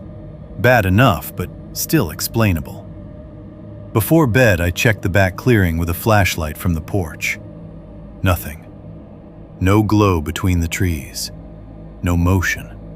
No sound except the wind. I slept fine. The next 2 days were normal enough to make me question whether I'd worked myself up over nothing. I hauled a load of scrap lumber to the county transfer site, stopped for gas, bought coffee at the Sinclair in town, and mentioned the campsite to a guy I knew at the hardware store named Ron. Retired game warden. One of those men who looks like he's carved from weather and old denim. He asked how close the site was. When I told him, his face changed. "That close to the house?" "Yeah." "You report it?" "Not yet." He didn't like that answer. "Maybe it's some idiot hunter. Maybe not. But you don't camp in a man's shadow unless you want him to know you're there. Or you don't care if he does." That line stayed with me. On the third night, I saw the fire. It was a Saturday. Colder than the previous few days, still and clear after sunset. I'd had 2 bourbons on the back porch, bundled in a coat, just listening to the woods settle into dark. The moon hadn't risen yet, so most of the clearing was a soft black shape beyond the reach of my porch light. Then, between the trees behind the cabin, a small orange glow appeared. It flickered once, disappeared, then came back stronger. A campfire. Same spot, or close enough to it. I stood up immediately. There's a version of this story where I do the flawless, smart thing. Go inside, call the sheriff, barricade the doors, and wait. I didn't do that. I wish I had. But the decision I made wasn't movie stupidity either. It was the kind of bad but understandable decision a man makes on his own property when he's tired of being watched. I wanted whoever was out there gone. And I still believed on some level that human confrontation plus a visible firearm would solve the problem. So I went inside, grabbed the flashlight and my revolver, chambered it, slipped on gloves, and headed toward the fire. I did not run in shouting. I moved carefully, keeping the beam low and off most of the time so I wouldn't blind myself. The glow pulsed ahead between trunks. By the time I got close enough to smell smoke, I'd already started feeling that something was wrong. No voices, no shifting around camp, no clink of bottles or gear, just the fire. I stepped into the campsite and swept the flashlight across it. The fire was burning in the same ring I'd dismantled, rebuilt neatly with fresh wood. There was a tent, too.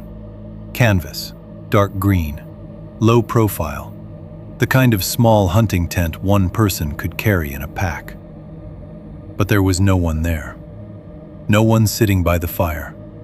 No one in obvious view. No response when I called out. "Hey!" Only the crackle of sap in the flames. I circled once, gun low but ready, light cutting through the trees. The tent flap was half-zipped. A bedroll was visible inside. A dent in the sleeping pad said someone had been there recently, maybe moments ago. My chest tightened. He had to know I'd see the fire from the porch. This wasn't a campsite anymore. It was bait. The realization hit me so cleanly and so hard that I didn't even think it in words. My body just turned toward the cabin and started moving. I came out of the trees at a run and saw immediately that my front door was wide open. I stopped dead in the clearing. Every light in the cabin was off. The porch light, too. I know I had left them on. I know it. The house sat there dark and open and wrong in the middle of the cold, with my own yellow window curtains hanging black from inside. That was the first moment I felt genuine panic. Not nerves, not irritation, not suspicion. Panic. Because all at once, every advantage I thought I had disappeared. My phone was inside. My truck keys were inside. My truck itself was parked beside the cabin where anyone in there could see me approach. The man at the campsite, if he was one man, hadn't just trespassed. He had drawn me out and entered my home while I was away. I crouched instinctively where the clearing met the shadow of the tree line and tried to think. Driveway too exposed, front door compromised. Could I circle to the back? Maybe. But if he was inside, he'd have sight lines from the windows. If he had a gun, I could cross those 20 yards and die without ever seeing him. I remember actually feeling angry at how fast my mind started cataloging worst-case scenarios. I also remember the silence. No footsteps, no movement, no taunting voice from inside. Nothing. If he was in there, he was waiting. That told me something important. He wanted proximity. If he only wanted to steal, he'd grab what he could and leave. If he wanted to burn the place or wreck it, I'd likely hear it. If he was still inside in total darkness, it meant he wanted me to come close enough for something else. I backed deeper into the trees and moved left in a slow arc around the clearing, trying to change angle on the house. My breath looked white in the dark. The beam of my flashlight stayed off now. I didn't want to advertise myself. From the side of the cabin, I could just barely see into the living room through a gap in the curtains. At first, all I saw was my own furniture in shadow. The couch, the old coffee table, the rack by the wood stove. Then the kitchen doorway. And in that doorway, something moved. A figure stepped half into view and stopped. Tall, broad, wearing what looked like a dark coat or heavy jacket. No visible face, just a shape darker than the room around it, standing perfectly still and turned toward the front of the cabin as if listening for me. I don't know how long I stared before my hands started shaking. The figure wasn't rummaging or searching. It was waiting in ambush. I backed away from the window so fast my heel caught a root and I nearly fell. By the time I steadied myself, the side wall of the cabin was all I could see. I kept moving until I was back among the trees. Then I did what I should have done from the start. I ran for the truck. Not to get in, to get the hell away from the property on foot if I had to. But when I broke from the trees and sprinted toward the drive, headlights exploded on behind me. For a blinding second, I thought the truck had turned on. Then I realized it was a different vehicle. My own pickup was parked dark and dead beside the porch. The lights were coming from farther up the driveway, where none had been before. A second truck sat nose out near the road, engine idling with lights off until that moment. Older model Ford, primer gray hood, one headlight brighter than the other.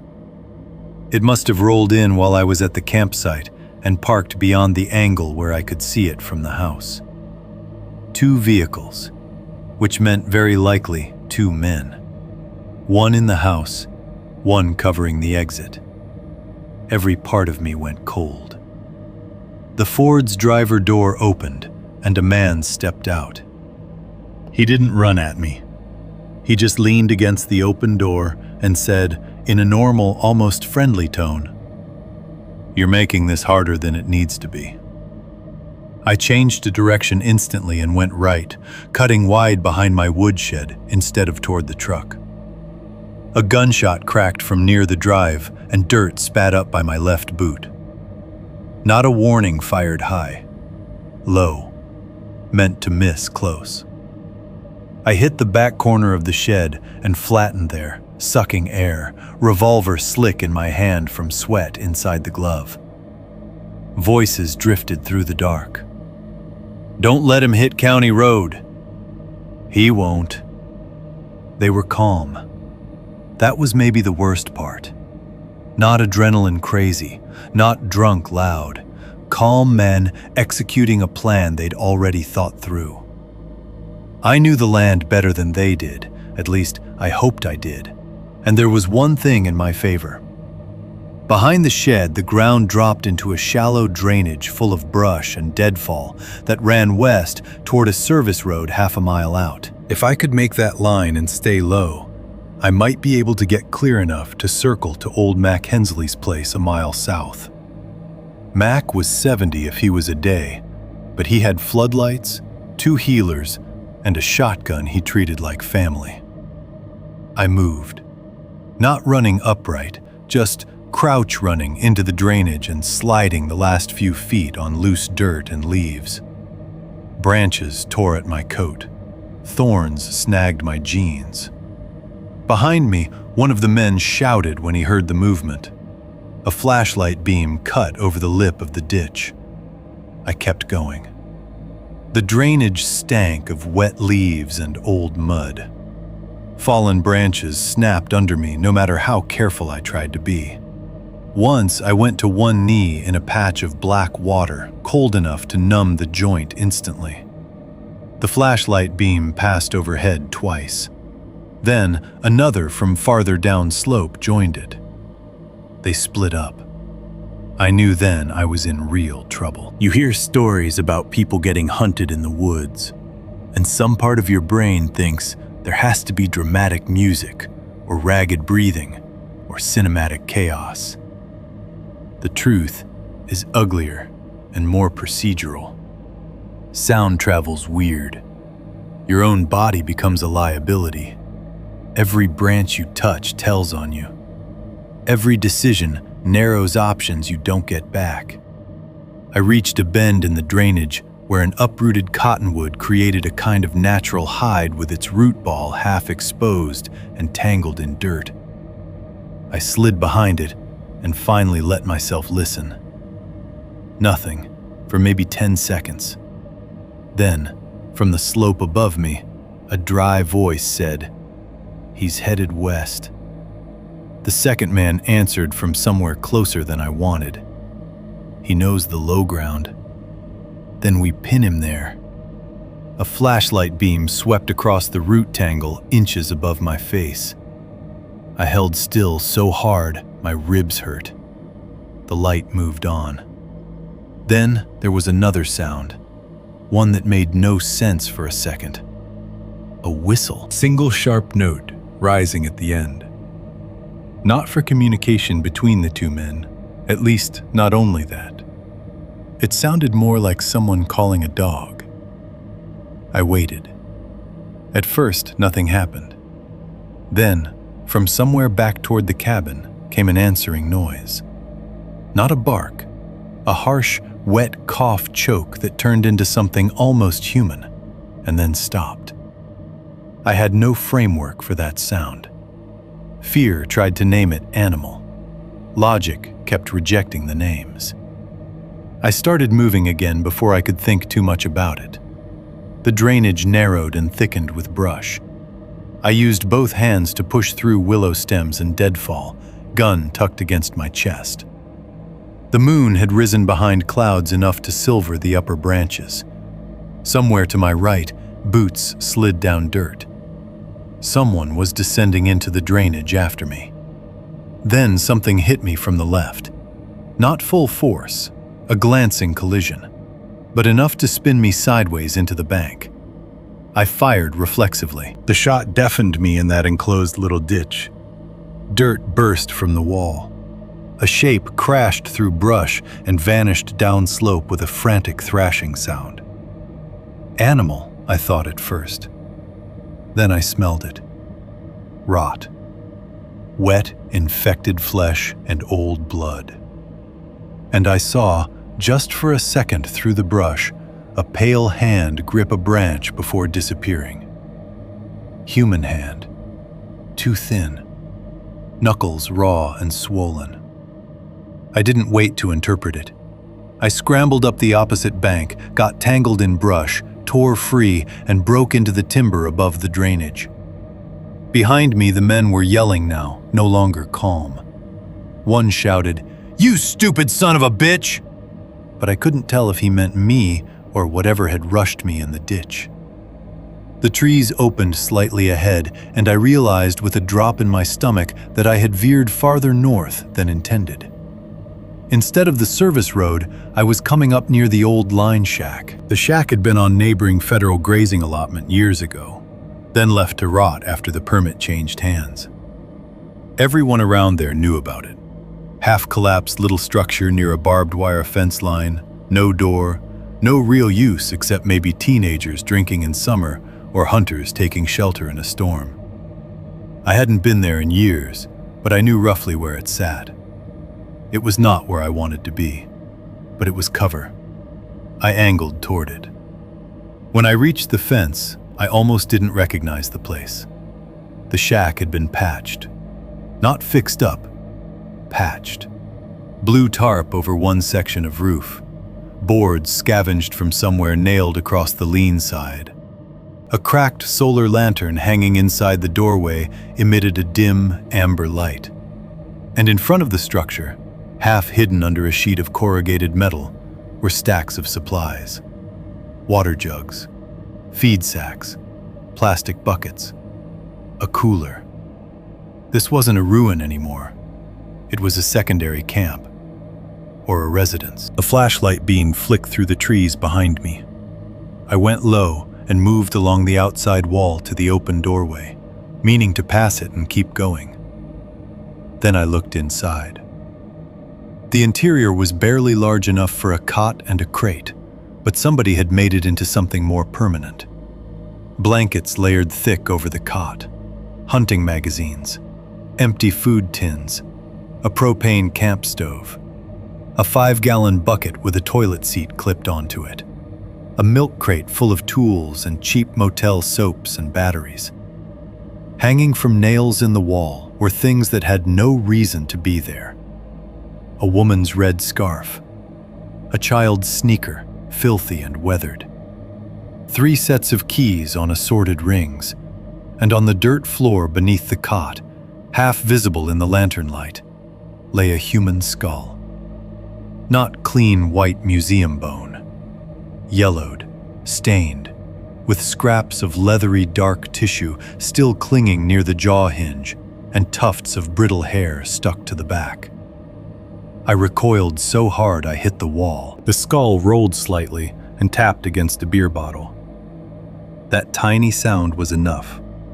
From behind the shack, someone said softly, "There you are." I spun. One of the men stepped around the corner 6 yards away. Now I saw him clearly for the first time. Mid-40s maybe. Long dark beard going gray at the chin. Thick insulated jacket. Camo cap. Revolver in one hand, flashlight in the other. Not wild-eyed, not crazed. Focused. Like a man doing work. He lifted the gun just enough to make the point. "Set yours down." I aimed back but didn't fire. Partly because he already had angle and steadiness on me. Partly because in the same instant I heard movement behind him in the trees. The other man. And maybe something else. He must have read something on my face because he glanced sideways. That was when I shot. I missed center mass by a lot. Hit him high in the shoulder or collar instead. He spun and dropped the flashlight. The beam wheeled wildly through the dirt and brush.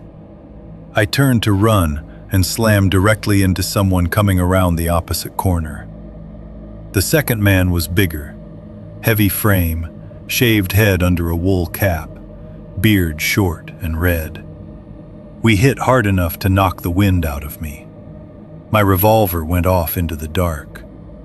Then we were on the ground in the dirt and frost, him trying to pin my gun wrist and me driving my thumb toward his eye, because at that distance, every civilized thought leaves you.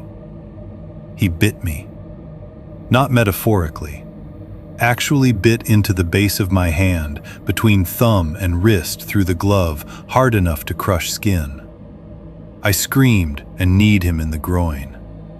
He grunted, lost pressure, and I tore free, leaving the gun behind because he had hold of it. I ran blind into the trees. No flashlight now, no clear direction. Just raw black timber and the knowledge that if I slowed, I was dead. Behind me, the men shouted to each other, one voice ragged with pain. Then the whistle came again, closer. And that answering cough choke thing moved through the woods fast on a line that didn't sound fully upright. I don't know how long I ran.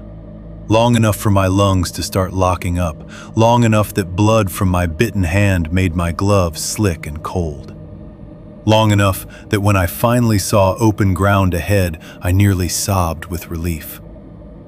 County Road 6, a miserable strip of washboard gravel and frozen ruts, but a road all the same. And coming along it, headlights. I stumbled out, waving both arms. The vehicle braked so hard it fishtailed sideways in the gravel. An old ranch truck, white, with a dented stock rack and a pair of orange permit flags flapping off the back. The driver's door flew open and a man climbed out yelling, "What the hell?" It was Mac Hensley, of all people. Gray mustache, insulated overalls, pump shotgun in hand, because in ranch country, a man will sometimes exit his truck already armed if a bleeding neighbor erupts out of the woods after dark. "Mac," I said, or tried to.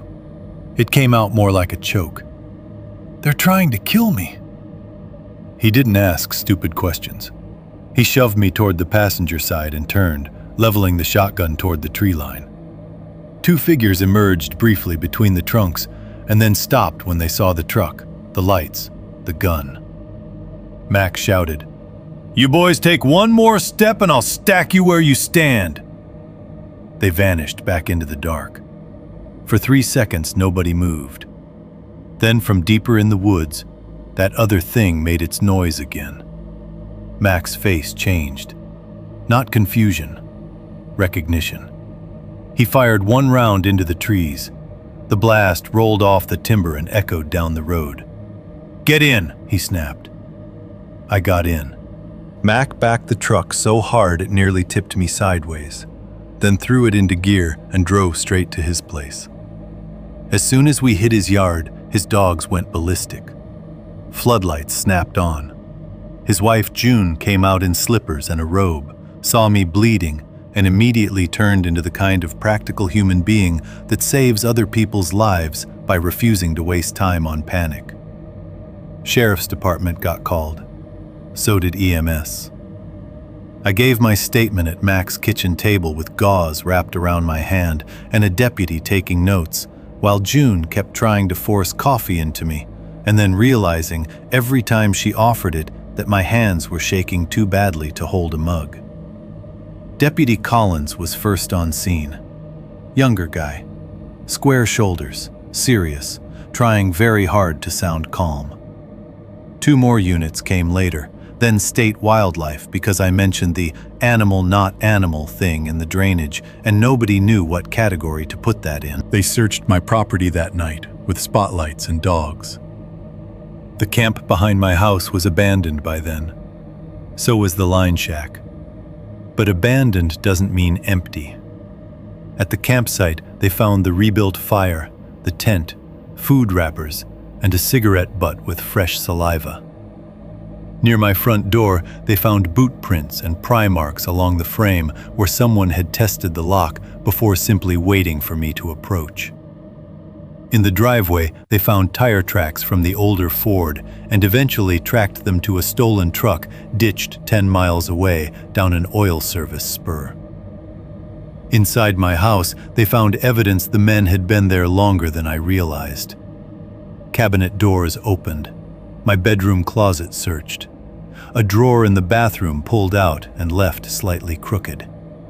And in the living room, on the floor beside the couch where I usually sat at night, a damp impression in the rug, as if someone had crouched there for a while, in soaked clothing.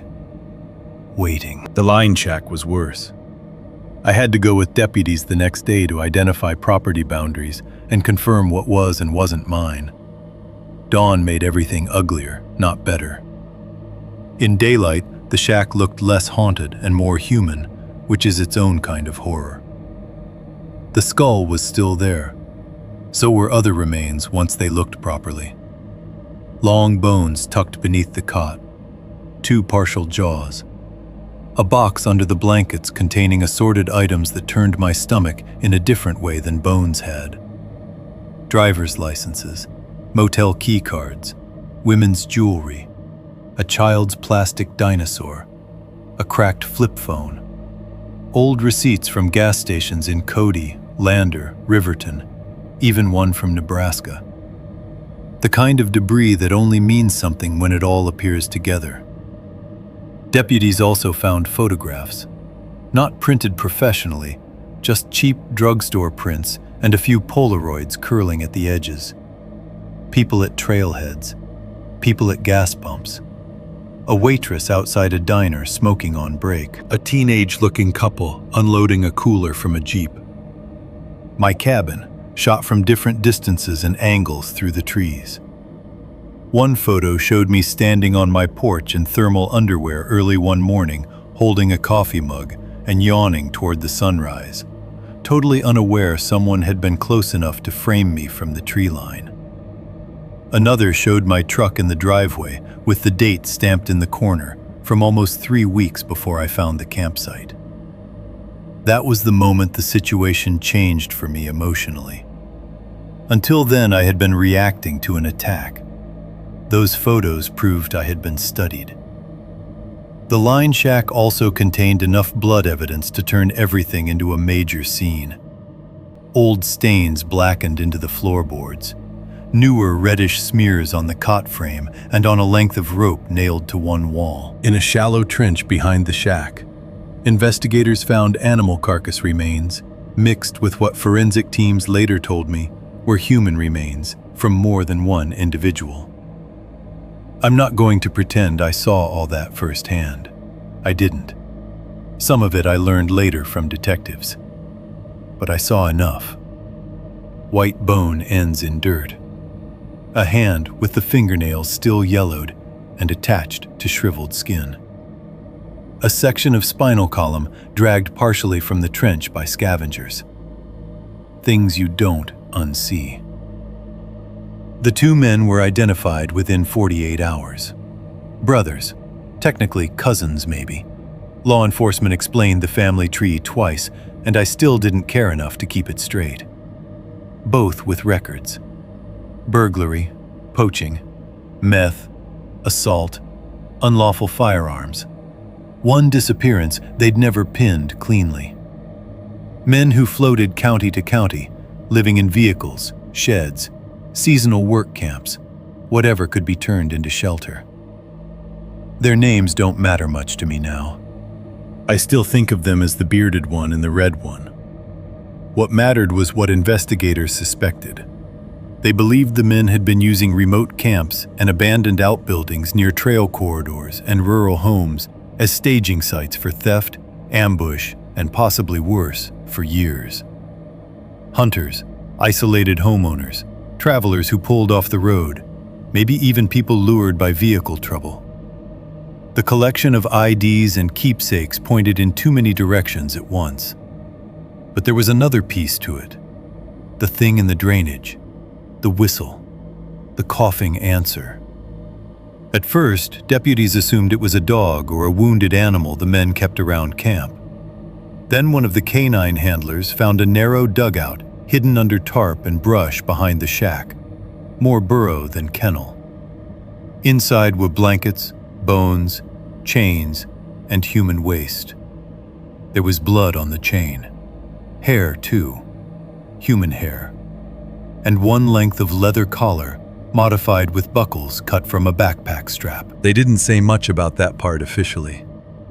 Rural departments sometimes get quiet when a truth is too ugly and too hard to categorize.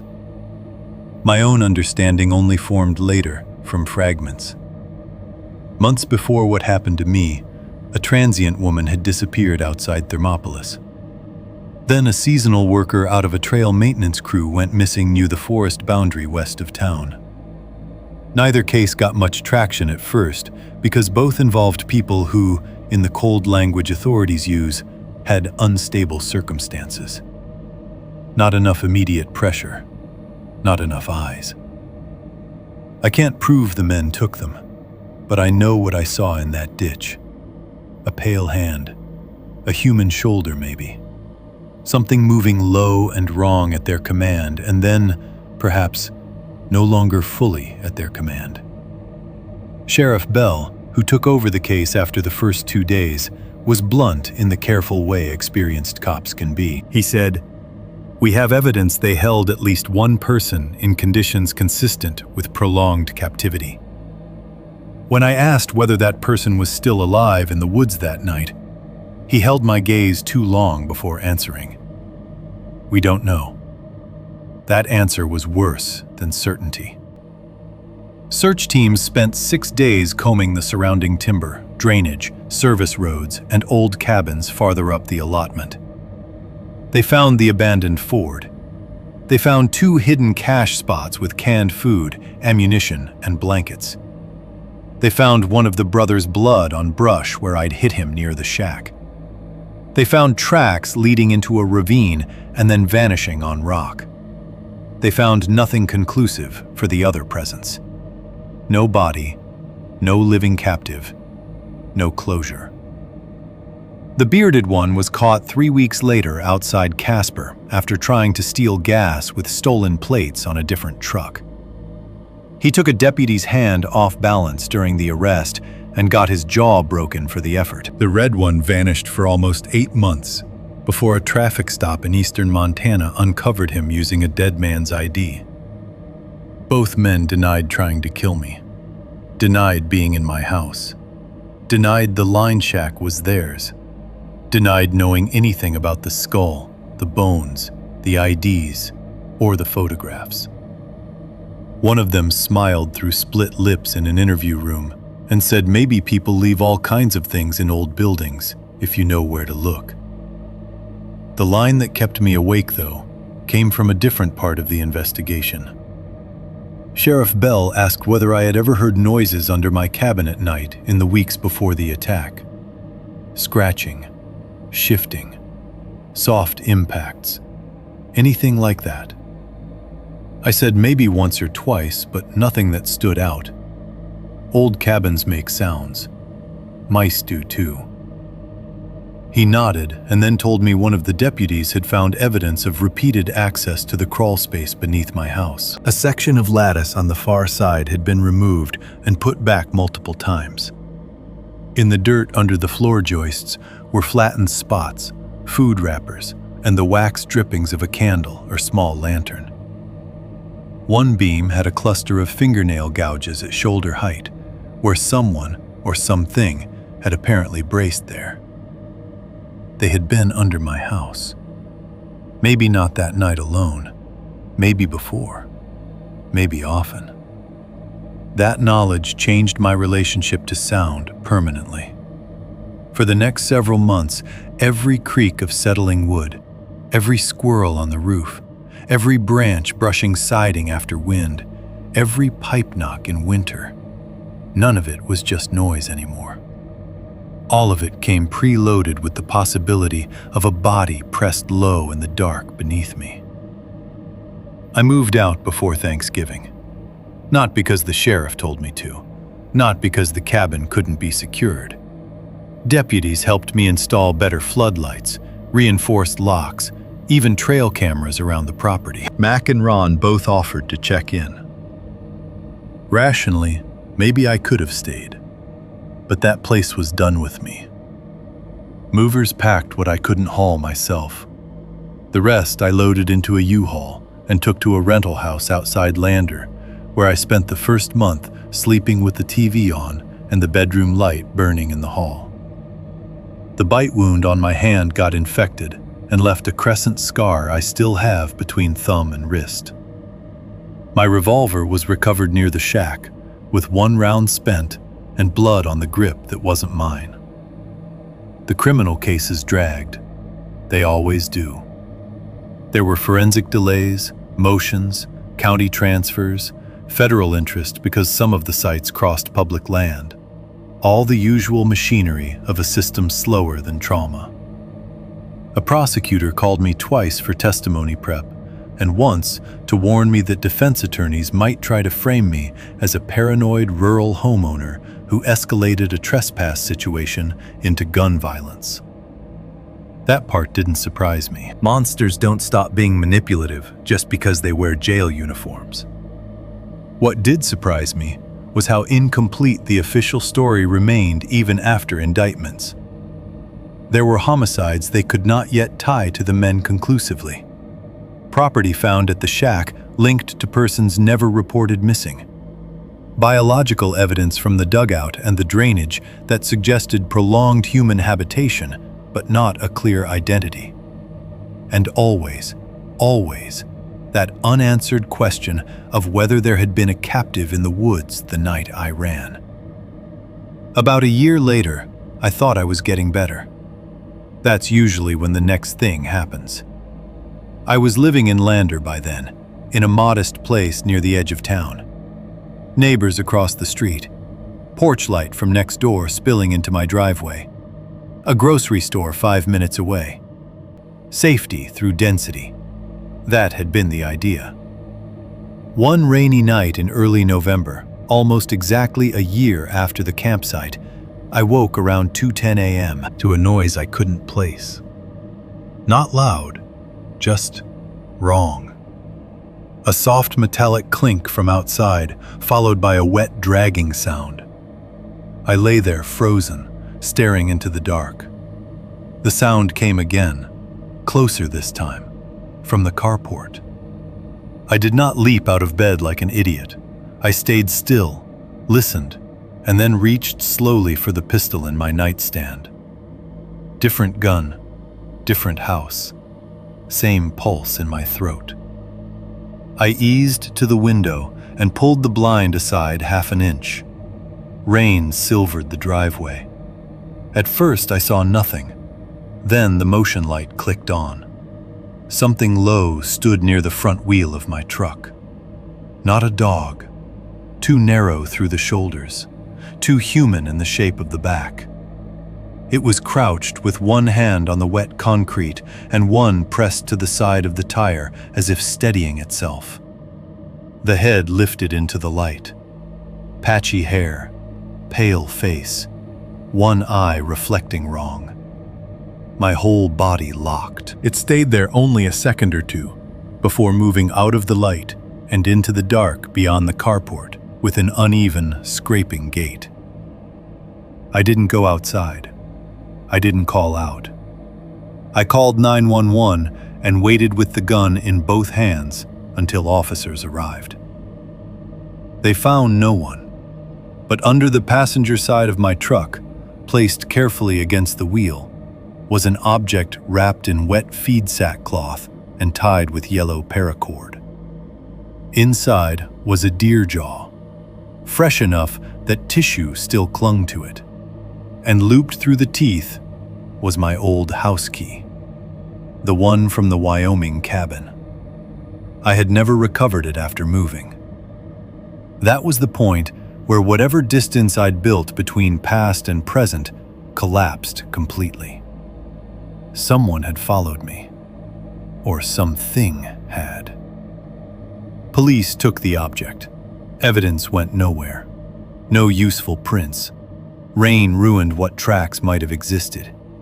My old cabin key could have been taken during the attack, during the move, from the house, from under the house. Too many opportunities, too many gaps.